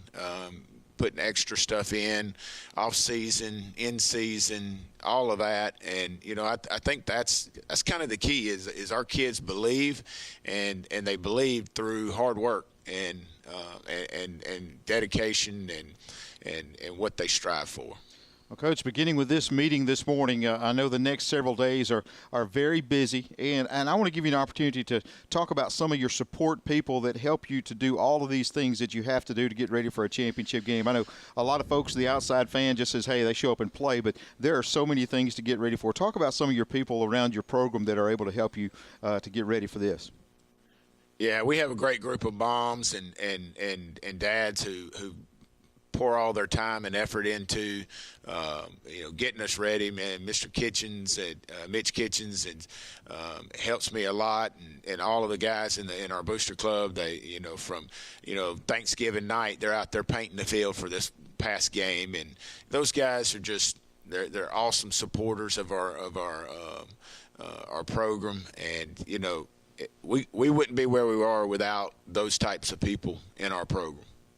Coach Blackman, just looking at this season, I think it's been true for the last several years.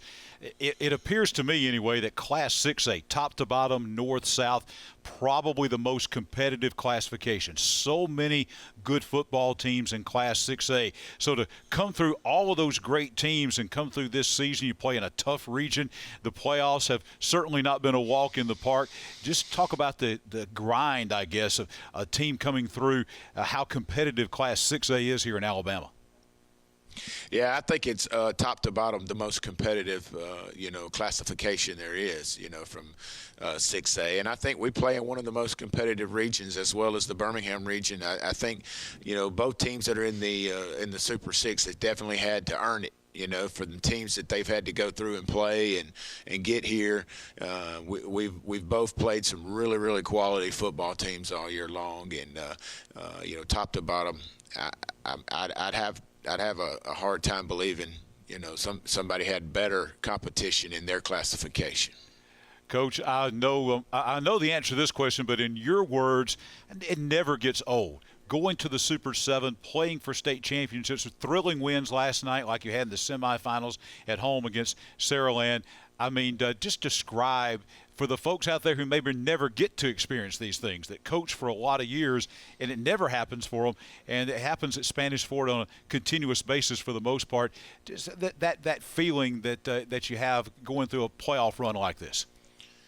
Yeah, it's a pretty special moment, and we tell our kids all the time to cherish it, that they'll never get these times back, these opportunities back, and it's pretty special to be able to say you're playing in the final game and you're playing in that first weekend in December, for all the marbles. And, it's an experience that kids, will always remember, for the rest of their lives. And that's how special it is to play for a state championship.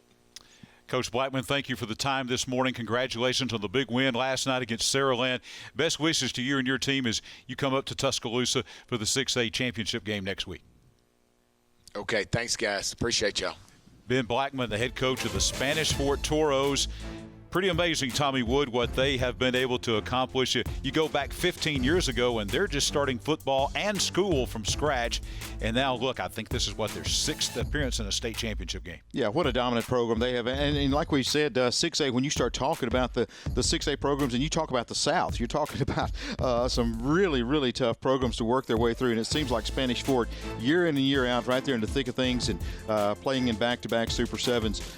Again, falling short last year, but a chance to, I guess, get some redemption and get that big blue map as they take on Pinson Valley coming up Friday at 7:30. And you look program-wise at these two teams, especially over the last several years, Pinson Valley and Spanish Fort kind of right at the very top there, cream of the crop. When you start talking about all those great programs in 6A football, these are two of the very best. Yeah, and you look at they both have kind of in the last decade have really ascended to that point. It's one of those things where, they've had good programs, but Spanish Fort, just really coming out of nowhere. And you look at Pinson Valley rebuilding that program in the last 7-8 years. And now when you talk about 6A, that's where the conversation starts. Both of these teams over the last couple of years, Tommy, has given us some phenomenal football games, both regular season and in the playoffs as well. And we're expecting that kind of game coming up in the 6A championship game. The opponent for Spanish Fort, the Pinson Valley Indians, one of the most impactful and important programs in Class 6A football over the last couple of years, back in the championship game once again. The head coach of the Indians, Coach Sam Shea, joins us now from Montgomery. Coach, congratulations on that big win last night against Mountain Brook and bringing the Indians back to Bryant-Denny Stadium in Tuscaloosa for the Super 7 championships in the Class 6A championship game. Good morning. Glad to have you with us here on WOTO. Guys, good morning. I'm glad to be here. Thank you. Coach, tell us about the game last night. A very good Mountain Brook team coming in, an all Jefferson County matchup. You win the game 27-10 over the Spartans. Take us through the game last night out at your place. Well, I'll tell you what, Mountain Brook came in with one loss, and that being the Thompson, the 7A number one team. So we knew that they were going to come in and, play us hard. And we felt like if we could stop them from running the ball and we could run the ball, we felt like that was going to be the formula for success for us in that ball game. Coach, you were able to run the ball. Michael Sharp had a great game, 160 yards and a couple of touchdowns. Talk about the way he has played throughout this season. Well, I'll tell you what, it really starts up front for us. Our offensive line has done a great job all year. Our defensive line stopping the run. But, Mike is a guy, he actually he splits time in our backfield with Kenji Christian. And Kenji actually had an ankle, hurt his ankle a couple weeks ago. And, Mike he's had to pick up the load, and he's done a great job of doing that.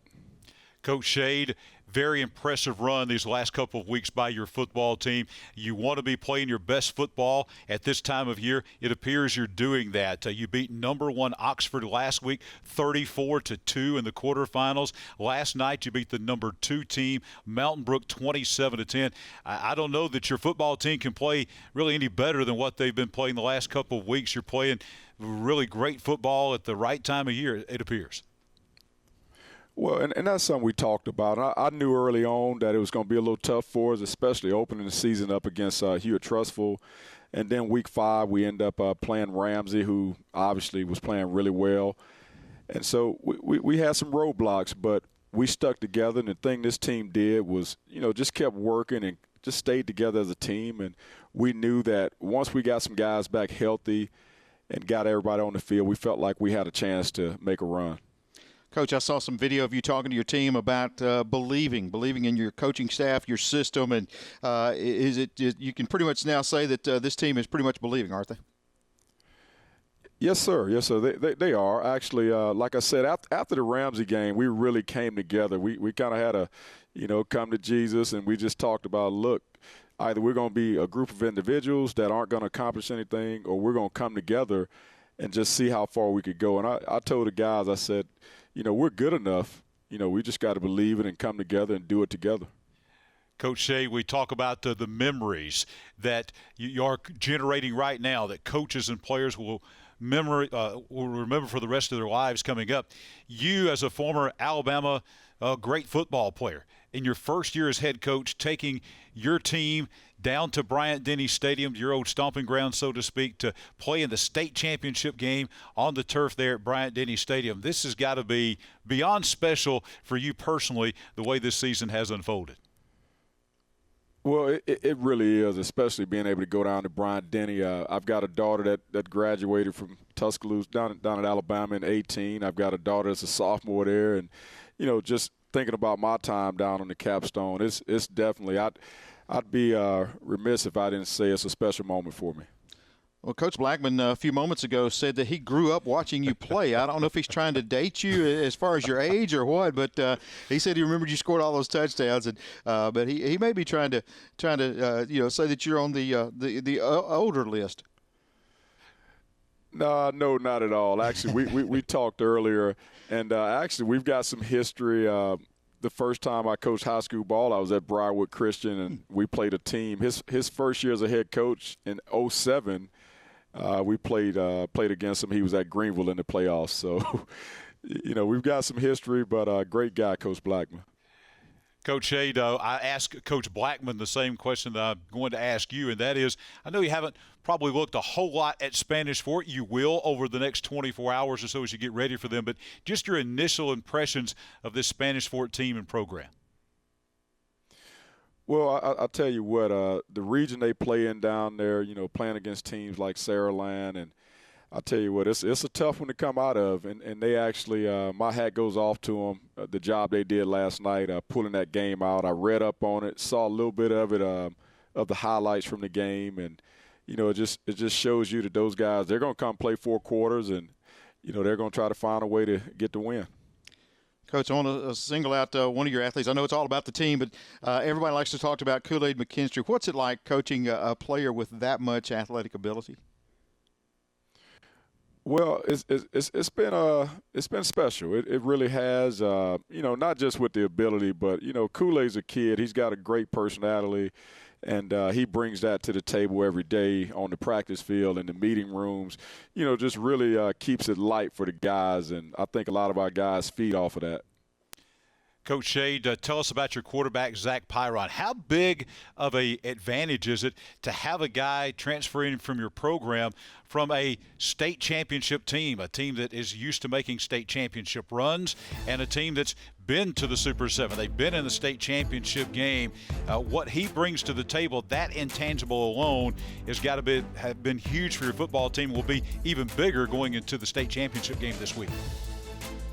Well, first thing I told Zach last night, I thought about it. I said, hey, listen, man, you've been here before. You've been here, so go out here and lead us on offense. And, that's what he did. He did a good job of, making good decisions. And, he had a big run for us for a touchdown, 54-yard run. But the thing that impresses me about Zach is the fact that, he came in and he had been in a totally different system. And he comes in, learns a new system, gets used to new coaches, and, just comes in every day with a great attitude as far as getting better and learning. And he's done that throughout the season. He's really progressed a lot during this season. Coach, one more question to the outside fan. A lot of folks don't understand everything that takes place on the week of a championship and getting ready for a football game. Talk about some of the things from coming to the meetings and some of the folks and people that have to step up and do the different things getting ready for a game like this, such as travel and meals and different meetings and things like that. Well, I'm glad you guys asked. One of the things about Thanksgiving and practicing on Thanksgiving, we all give thanks. And, one thing I told the team is that I'm thankful for the administrators that we have, obviously from our superintendent, Dr. Goslin in Jefferson County. My principal, Mike Turner, I can't say enough about him. He does a great job of providing us with the resources we need to be successful, along with our booster club, people like Derek Ambrose and even our mayor in Pinson, the new mayor, Joe Cochran, he's one of our boosters. So just a lot of people that, help us get things done. And the good thing for me is all those people were around when Pinson went to Tuscaloosa a couple years ago for the Super 7. And, they've talked about, all the planning and stuff. And they really take a lot off my plate. Coach Hay, what are the similarities and differences? You've been on a national championship team, chasing that at Alabama, and now a state championship chase. And there's some similarities, I'm sure, in pursuing a national championship and pursuing a state championship, maybe some differences as well. Kind of compare and contrast those things of a national championship in college and maybe a high school championship at the prep level. Well, I'll tell you what, I've actually been in coaching for a while, and I tell guys all the time that coaching is coaching. I mean, I've coached middle school ball, ninth grade ball, varsity football, and college and pro, and at the end of the day, coaching is coaching. I just think that in college and in pro ball, coaches have a lot more time to do football, and then in high school, coaches have classes they have to teach and different things, and the amount of time you have to prepare is limited, but I just really feel this, coaching is coaching. And, actually thinking back, had a chance. I was an assistant in 2007 at Briarwood under Fred Yancey. And, we went through the playoffs and ended up getting to the state championship game and ended up losing to St. Paul's that had a team that was pretty loaded, A.J. McCarron, Mark Barron, and a bunch of other guys. But, the excitement that you feel, it's just as exciting as when we were playing for the national championship at Alabama. Is just as exciting as, playing in the playoffs in pro ball, just as exciting as playing on Monday Night Football. So high school football is awesome. I love it. Well said, Coach. I agree 1,000% with that. We got it great here in high school football in the state of Alabama. Congratulations to your team on the big win over Mountain Brook last night. Best wishes to you and your team as you return to Bryant-Denny Stadium taking on Spanish Fort next week. Thank you, guys. Sam Shade, head coach of the Pinson Valley Indians. Tommy, I think another one of I think we're going to see a classic 6A matchup here with Spanish Fort.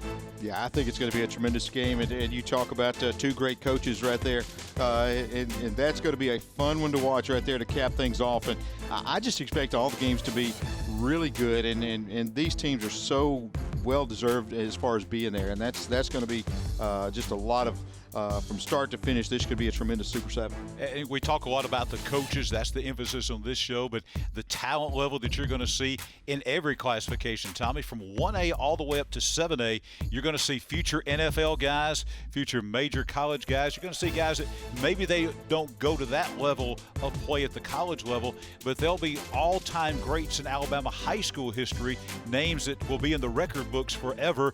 That's one of the great things about the Super 7, all in one place, getting to see some of the all-time great talent in this state that will be household names here in just a few years. Yeah, it's going to be a lot of fun, and I'm looking forward to being a part of the broadcast coming up beginning Wednesday night with that 7A game. And the next, like we said, it's a great time of the year, and when all this talent and all this coaching talent too. Sometimes we go, well, the coaches are there. There are tremendous coaches on those sidelines that are getting their team here and have led them. And we've got a couple coming up in Class 5A coming up. Yeah, absolutely. Two more great coaches and another great game coming up. St. Paul's Episcopal and Pleasant Grove in the Class 5A championship game. That will be Thursday night at 7:30 right here on WOTM. Looking forward to that game, and we're going to have both the head coaches coming up from both St. Paul's Episcopal, Steve Mask, and also from Pleasant Grove, Darrell LeBeau. I think right now, as a matter of fact, we're set to go back to Montgomery. Head coach of the Pleasant Grove Spartans, Coach Darrell LeBeau, joins us at this time. Coach, your team last night, really like last year. You lost to Rams in the regular season, beat them big in the playoffs, and again, you did the same thing. You lost to them in the regular season, but in the rematch in the playoffs last night at Legion Field in Birmingham, you get the big win. Congratulations on returning to the 5A championship game in Tuscaloosa. Thank you. Appreciate it. Coach, let's talk about the game last night. A big turnaround in that game by your football team. Walk us through that game at Legion Field. Man, I'm kind of still on the high from the game last night, but we came out in the first quarter and we kind of played a little lax, trying to get a feel for the game and how the game was going to go. And and Ramsey did a good job. They jumped up on us pretty early and went up 14-0 on us. And I think we had like a minute and 31 left in the half, and we went into a 2-minute drill, and the kids responded, and I think we scored in 3 plays, and it kind of gave us some momentum going into halftime. And we had a conversation at halftime, and we had to kind of leave it on the line and had one of those conversations like, look, you want an opportunity to go play for a state championship. You either come out the second half and perform like we know we could perform, or get embarrassed. And I'm proud of my guys, and they came out and performed and finished the second half, and they played 4 quarters last night. 35 unanswered points for your team last night, and an outstanding quarterback has led your team the last couple of years. Talk about Zyquez Perryman and what he has meant to your program. Oh, man, I can go on and on about Zyquez. He's an awesome young man to start off with. He works hard. Anytime you have a kid that's been a 4-year starter, leading your team, and he's one of those kids that don't get too high, don't get too low.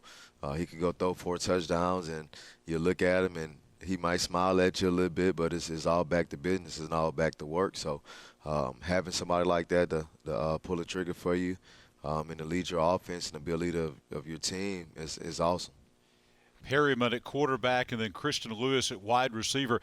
I'm not so sure right now, Coach LeBeau, that pass-catch combination might not be the best in the state of Alabama. And they seem to get better every week. Just watching them from the middle of the season. Saw you guys a couple weeks ago against Alexandria. Big connection last night. These guys are as good as we have a quarterback wide receiver in Alabama.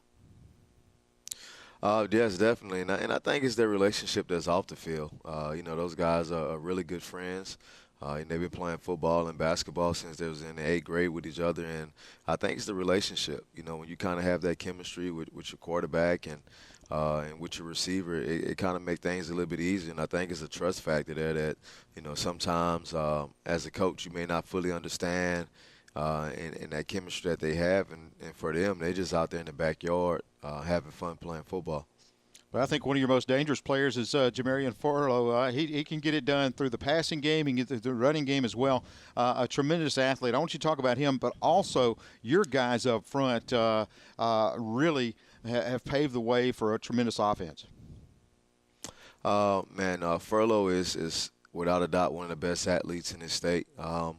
I've been pushing with him with different college coaches to give him an opportunity. He can play quarterback. He can play running back. He punts. He plays cornerback. He can play safety. If you ask him to go play DN, he can play DN. And he's also the starting point guard on the basketball team with probably a 37-inch vert. He's a special kid. Some of these kids that you run across, you don't get an opportunity to coach kids like that. And Furlow is definitely one of those guys that you don't get an opportunity to coach every year. And he's special. He's a special talent and a special kid. Then definitely up front, being able to lean on those guys and to challenge them last night also. We challenged them at halftime last night on both sides of the ball. You get in the playoffs, you have to be able to run the ball and play defense. And you can't do that without those bigs up front. And we challenged them at halftime last night, and they came out and responded. Coach Guilbeau, I've seen your football team play 3 times this year, and I'm kind of scratching my head trying to figure out where the weakness is, if there's a weakness on this Pleasant Grove football team everywhere. It's just amazing. There just doesn't seem to be any weaknesses whatsoever. You're good up front. You're good on offense. You're good on defense. Your skill players are phenomenal. This is a really solid football team. I know you're not going to tell us if you think you have one, but just talk about the where you're good everywhere, the solidness of this team from top to bottom. I think it reverts back to the small things. We definitely want to play solid defense, play fast, and be physical. Offensively, we definitely want to make sure we're moving the ball and putting points on the board. And if folks see us kick field goals, we got the old school shoe on, the square toe shoe, and the kid that's kicking plays linebacker, and he's a freshman. And with all the points that we scored this year, I think he's missed 5. And at one point, he was 35 for 35. I think his first extra point that he missed was against Ramsey, game 9. So for a freshman to come in there and accept the challenge and put on that square toe and to get in there and take those 2 steps and kick field goals has been awesome for us. Coach, you fell short last year in the 5A state title game. How much has that driven your program to get back to this point? To sit here and say that it's not in the back of our mind and we don't use it as motivation within ourselves, I'll be lying to you. But, at this point, we kind of got back here, so we had to take advantage of the opportunity. But losing the way that we did last year, it left a bad taste in our mouths and the kids' mouth. And, and it's a whole lot easier to get kids to work out, and it's a whole lot easier to get them to to go out there and get some extra work in, when you lost the way that you did, and knowing that the ultimate goal was to get back here. Coach Guilbeau, it's been a pleasure watching your football team this year. A great game in the Super 7 last year. Looking forward to seeing your team in the 5A state championship game again this year against St. Paul's. Best wishes to you and your football team next week at Bryant-Denny Stadium. Hey, thank you. Appreciate you guys for having me. Darryl LeBeau, head coach of the Pleasant Grove Spartans. Runners-up last year. The game ended at the Clay Central half-yard line, or they would have been state champions, now trying to take it to the title throne again, trying to win their first ever state championship in school history. It'll be a tough task against a very good and solid St. Paul's team. Yeah, this is going to be one of the wars we'll see next week. And you talk about this Pleasant Grove team. I think Coach LeBeau did so many things in the offseason to really motivate this team. One thing was he set up a schedule that faced Oxford. They took on Clay Central again in the regular season. And, I think the Kansas City Chiefs were busy, or he would have scheduled them if they had any opportunity, because he took on the toughest schedule he could in non-region and then already a tough region. So they are battle-tested as they come into this Super 7. Yeah, Rams in the regular season and a region game. Then their playoffs have not been a picnic. They went on the road at undefeated Guntersville, went on the road to Death Valley to take on a 1-loss Alexandria team, then on the road again in the semifinals back to Legion Field to take on that Ramsey team that they had lost to. I mean, it's just a tremendous schedule, and they've answered the bell at every turn. Yeah, they've built a program there, and Coach Darryl LeBeau, hats off to him as he gets ready for this Super 7 championship game. But on the other sideline, another great coach and another great team, John. Yeah, St. Paul's Episcopal out of Mobile. That will be the opponent for Pleasant Grove coming up in the 5A championship game. Head coach of the Saints is Coach Steve Mask. Coach, congratulations on a big win last night, an overtime game in a rematch with Faith Academy. Welcome in. Glad to have you with us this morning live on WOTM. Well, it's great to be here. You know, it's an honor and pleasure to represent St. Paul's in Region 1 and the city of Mobile to be here. And we're excited about playing a great Pleasant Grove team. Well, overtime last night, 21-20. Take us through that overtime part of the game last night against Faith Academy. Well, first of all, it was played in a tremendous rainstorm all night, and I felt like we were playing behind the chains. And I think we started 4 possessions inside the 5, but we actually got lucky with about a minute and a half to go. They missed a chip shot field goal and got a little bit of reprieve, and then by going into overtime, they scored on 3rd down and then missed the extra point, and we were fortunate enough to score on our first play in overtime, and Grayson Miles kicked the extra point, and it was time to go home. Coach Javante Graves-Billups has really been putting up some good numbers. He's been really a leader of your offense all season, especially in the playoffs. Well, he has been, and he plays a lot of different positions for us. He's our starting tailback, and then you look up and he's playing a slot receiver for us. He's played corner for us. He returns punts for us. He returns kickoffs for us. So Javante's an exceptional player. He's worked very, very hard to become the player that he is. He's very conscientious about what he's trying to do for us, and there was no doubt once we got into overtime who was going to get the ball first and see what would happen there. Coach Maska, you had a couple of years in Class 6A this year, moving down to Class 5A. The road didn't get any easier because that region you're in Class 5A Region 1, double tough, top to bottom in that region, as exhibited by the rematch last night with Faith Academy. But not just Faith. I mean, you come back down, UMS moved up, Battle of Old Shell Road all of a sudden becomes a region game. I mean, your region prepares you as well as any region in the state for what you're going to see when you get into the playoffs. Well, it does. You know, we were in the 5A region, you know, for the most part until we had to go up because of competitive balance. So we've been accustomed to playing that schedule. You know, in the past we've had Jackson and Weingarten to have to deal with. And, you know, Faith is an upcoming program that has really, really made tremendous strides in the last couple of years. And they were as good as we played all year. And you know, obviously we're lucky enough to beat them twice. But with them and UMS and other teams in our region, you better play good week in and week out or you're going to get beat. Coach, you've had a good defense this season as well. Talk about some of the guys over there that are really playing a huge role for you this time of year. Well, it starts with Trey Nunn. He's a very undersized linebacker, but don't tell him that. He's the leader of our defense and probably our leading tackler, no doubt about it. And then our defensive lineman, Devin Manigault, Swepson Frazier, and Trey Parker have done a good job protecting our linebackers, along with Bo Carrington and Drew Turnipseed. So, you know, our defensive front has really gotten better as the year's gone on. Then in our secondary, we've started a sophomore, Christopher Bracey, and a junior, Hayden Odell, and then Zach Gray started as a 9th grader for us, and then Blake Nelson. I really think that side of the ball has improved as much as any unit we've had since I've been at St. Paul's as far as being a really good defensive team. We're not overly big, but we can run, and we'll hit you when we get there.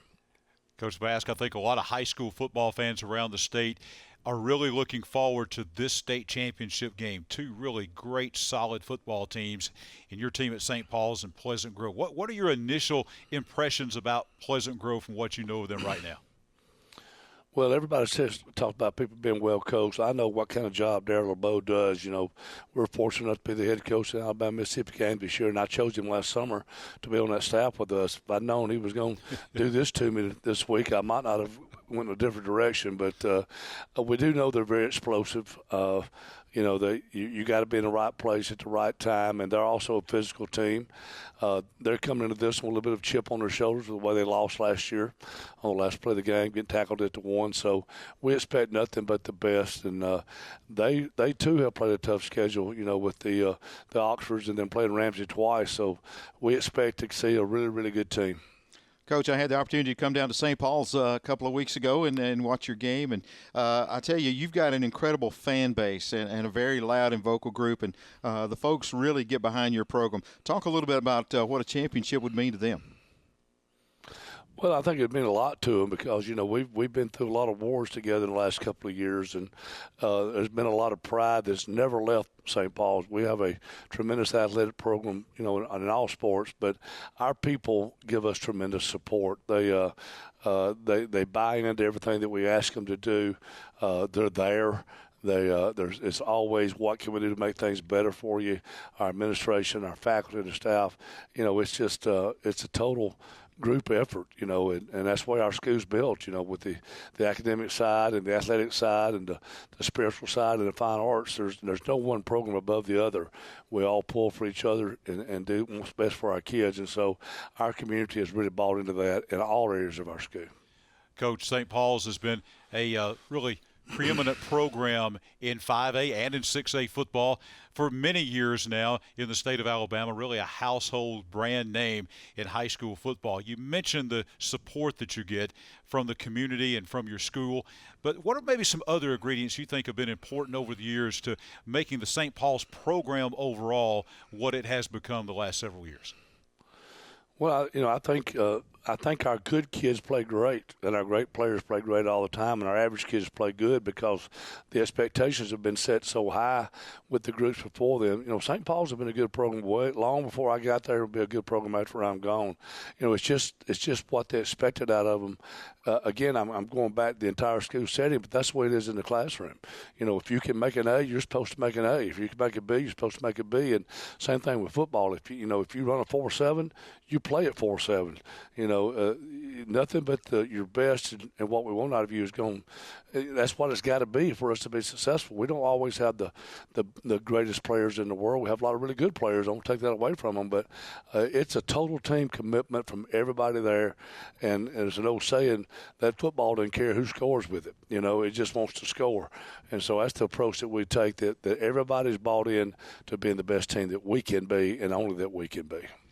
Coach, you are as well versed as anyone in this state to talk about the quality of high school football that we have here in Alabama, because before moving down to the Gulf Coast, you were up in North Alabama in the Tennessee Valley, and so you've seen football in all parts of the state of Alabama, north and south.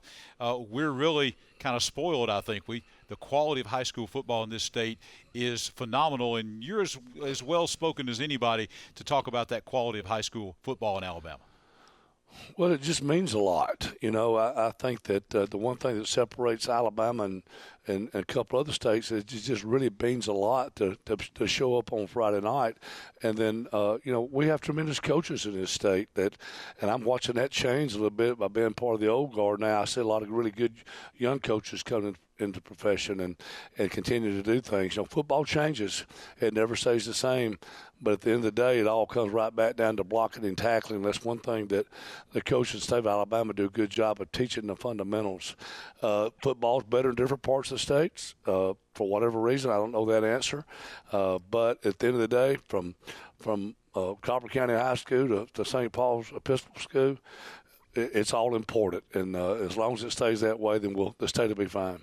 Coach, very well said. Congratulations on that big overtime win over Faith Academy. Best wishes to you and your team as you head up to Bryant-Denny Stadium in Tuscaloosa to take on Pleasant Grove in the 5A title game.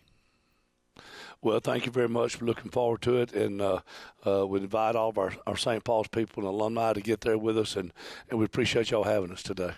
Steve Mask, head coach of the St. Paul's Episcopal Saints down in Mobile. We're going to come back, and we're going to take you back to Montgomery as the coaches' meetings continue at the AHSAA. The AHSAA Super 7 coaches meetings continuing in Montgomery at the headquarters of the Alabama High School Athletic Association. Just a few moments ago, you heard from the Director of Officials for the AHSAA, Mark Jones, and Mark is going to join us at this point in time to talk a little bit more in depth about some of the things from an officiating standpoint at this year's Super 7 at Bryant-Denny Stadium in Tuscaloosa. Mark, good morning. Glad to have you with us again here on WOTF. Hey, John, great to be with you again. And first, I want to thank y'all for what y'all do for the kids across our state and providing this exposure that you do throughout the year. So thank you for that. Mark, thank you for those kind words.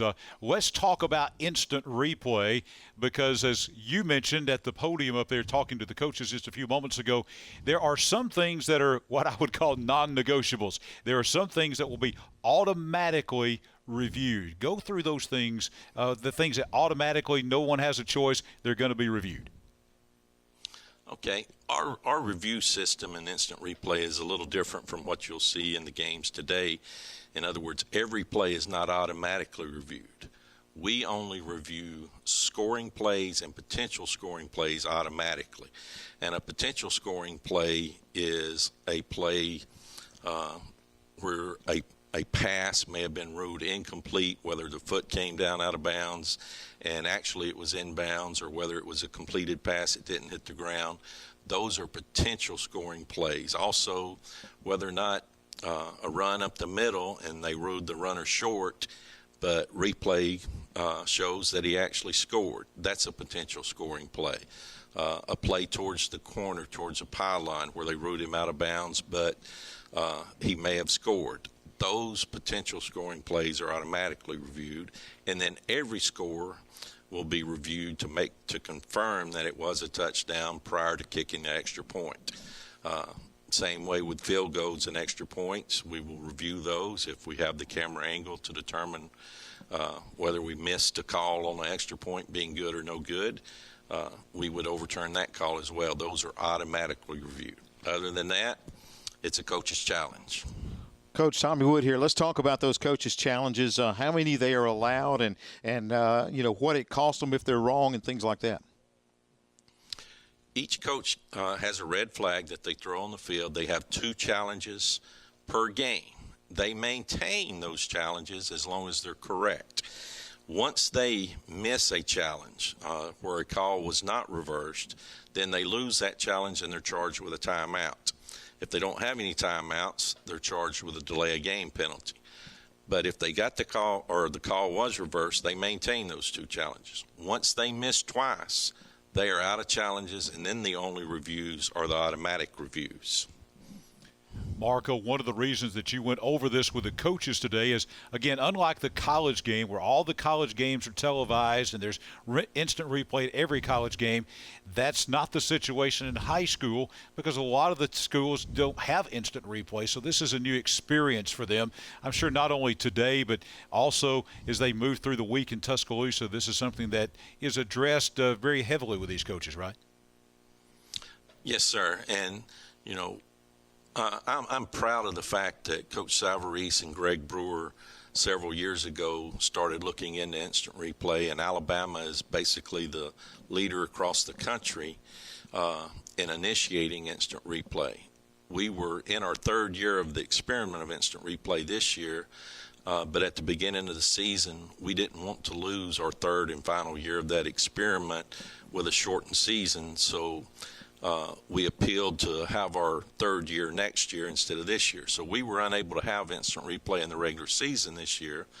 But National Federation rules, we got that passed to where in postseason play, once we start the postseason, the playoffs, we were allowed instant replay. And we had several schools that had instant replay, and we had several games this year with instant replay.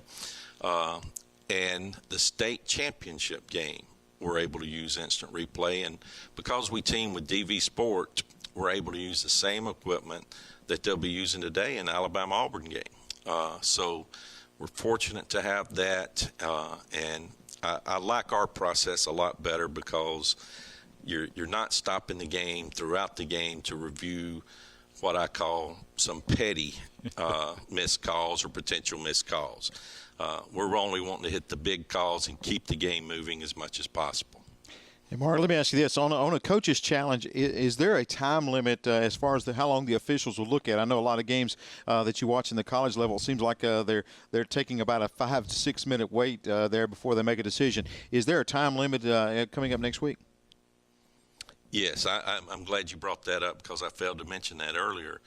We have a 2-minute time limit on our challenges. Once the replay official initiates the review, not once the flag is thrown, but once the replay official starts watching the video to review it, we have 2 minutes. At the end of that 2 minutes, if we're not able to find video evidence to reverse the call or overturn the call, we automatically make the call stand. We won't go beyond 2 minutes on the review.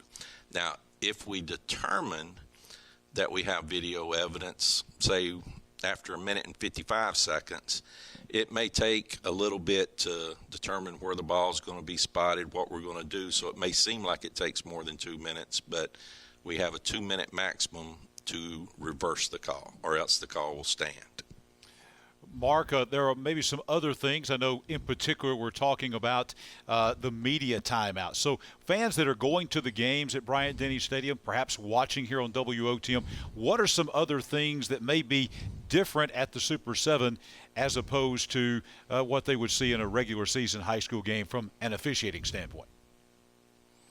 I guess the media timeouts is really going to be the only difference. And another thing I want to mention about instant replay is there's going to be times, and you see it on Saturdays and Sundays as well, where there's a face mask that wasn't called, and those are not reviewable. So the only flags being thrown or not thrown that are reviewable are an illegal forward pass beyond the line of scrimmage or a team having more than 11 players on the field. Other than that, the pass interference, you can't challenge a pass interference call or non-call.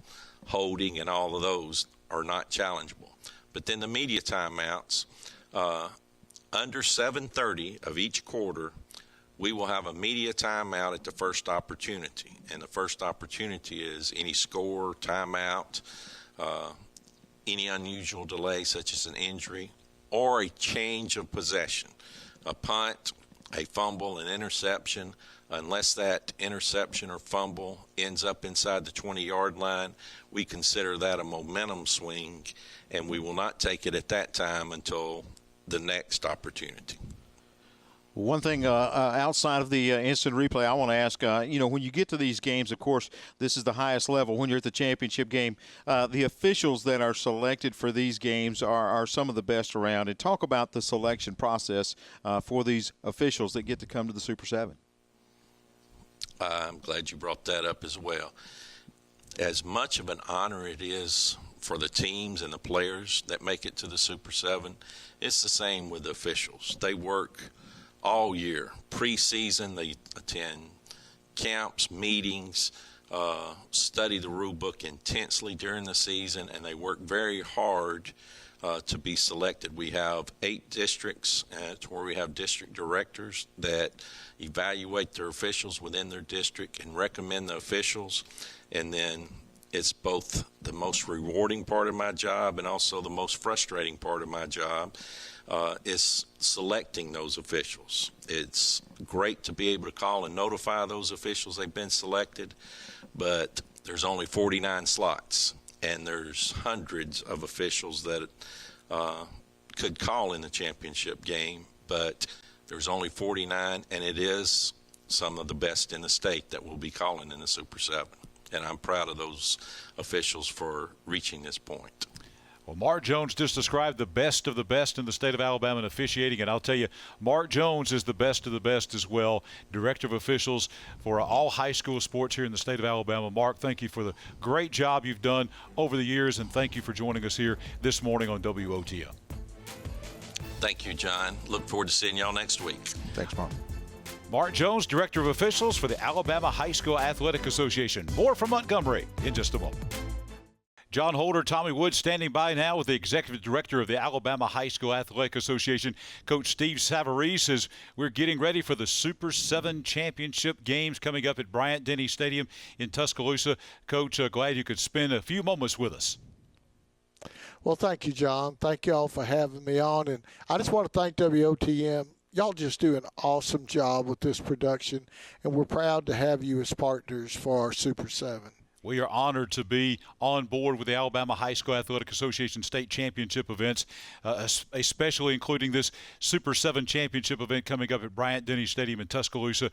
Coach, as you talked with the coaches this week, all the head coaches involved with this, one of the themes that you had with them was especially this year, what a special and memorable, they're all memorable, but this particular year in 2020, this Super 7 is going to be something really, really special.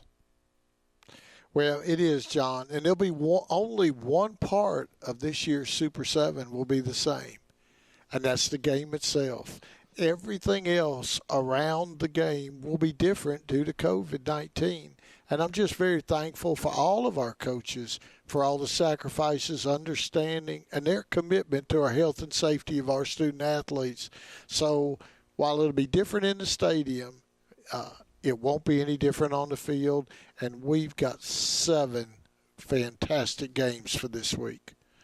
We really do, Coach. And now we were talking a little bit earlier, some of the coaches talked with us about, when the teams got back together in the summer and they were finally able to come together as a group and then put the pads on and starting to realize maybe we are going to get to have a season, didn't know how long it was going to be, but here we are in the championship. And I think that the communities and these teams have really bonded together more having gone through this.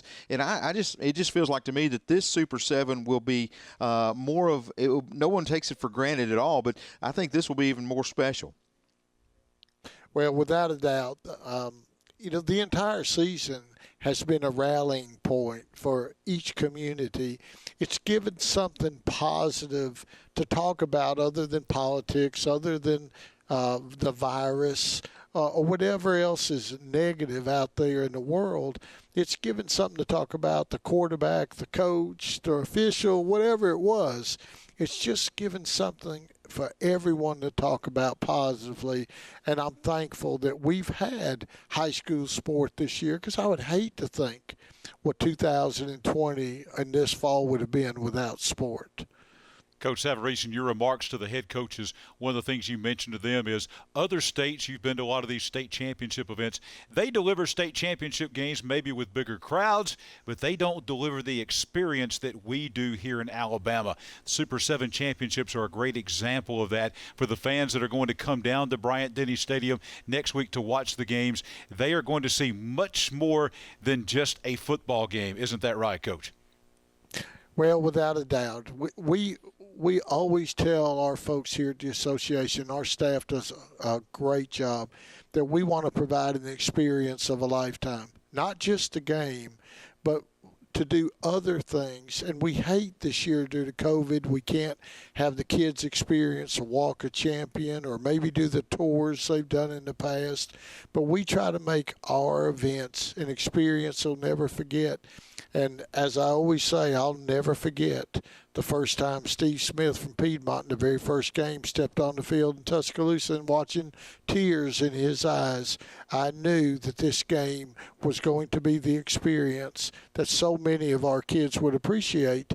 Most of our kids never have an opportunity to play in Bryant-Denny or Jordan-Hare. And through their great partnerships with those communities, we have that chance. So that's why I encourage our fans to be there to support our kids. This is so many of their last game. Bryant-Denny has just been under renovation, and most of us, including myself, haven't been able to see the renovation. So I'm looking forward to experiencing the renovations at Bryant-Denny Stadium, the games itself, the entire Super 7 experience. And, y'all at WOTM do such an awesome job on the video boards, and it's just like watching a collegiate or professional game. So, again, this is a moment in their lives that they will never forget. One thing I want to stress, and I want to thank, of course, the Athletic Association for doing all the things that we had to do this season to have a season. And as you go into something like a Super 7 and it's such a big event, I know there are so many people around you as part of the AHSAA team that make this possible, because there are a lot of T's to cross and I's to dot to get ready for an event like the Super 7. Well, again, I commend our entire staff. They're the ones they're the foot soldiers. They do all the work. We're thankful for the Night Edie Sports Group, the City of Tuscaloosa, Don Staley, Greg Byrne from the University of Alabama, Coach Saban, Dr. Stewart, all of them, Finest. We're grateful for everyone for allowing our kids to experience what we experience. And we're grateful for the cooperation of our schools in trying to mitigate the virus so we are where we are today. Coach Savarese, thank you for the time. Congratulations once again. This fall season has been a model for every state, I think, around the country, because not only the football championships, but swimming and diving, cross-country, volleyball, all successful championships that have gone on, the seasons have gone on, in all of those sports. It has really been a remarkable fall, and it's really been a great thing for high schools here in the state of Alabama. Well, just by the way, John, our swimming championships will be running parallel with our football championships on Thursday, Friday, and Saturday. And Marvin Cho and our staff will be leading those championships. So we really have 2 championships going on, and that will conclude our fall sport championships. But I am so thankful we are where we are today. I'm grateful for our student athletes and appreciative of everyone who has made this possible. Coach, thank you so much for the time. Another great Super 7 coming. Thanks to you and all the staff at the Alabama High School Athletic Association. Thank you all for having us on today, and we look forward to being in Tuscaloosa with you. Steve Savarese, Executive Director of the Alabama High School Athletic Association.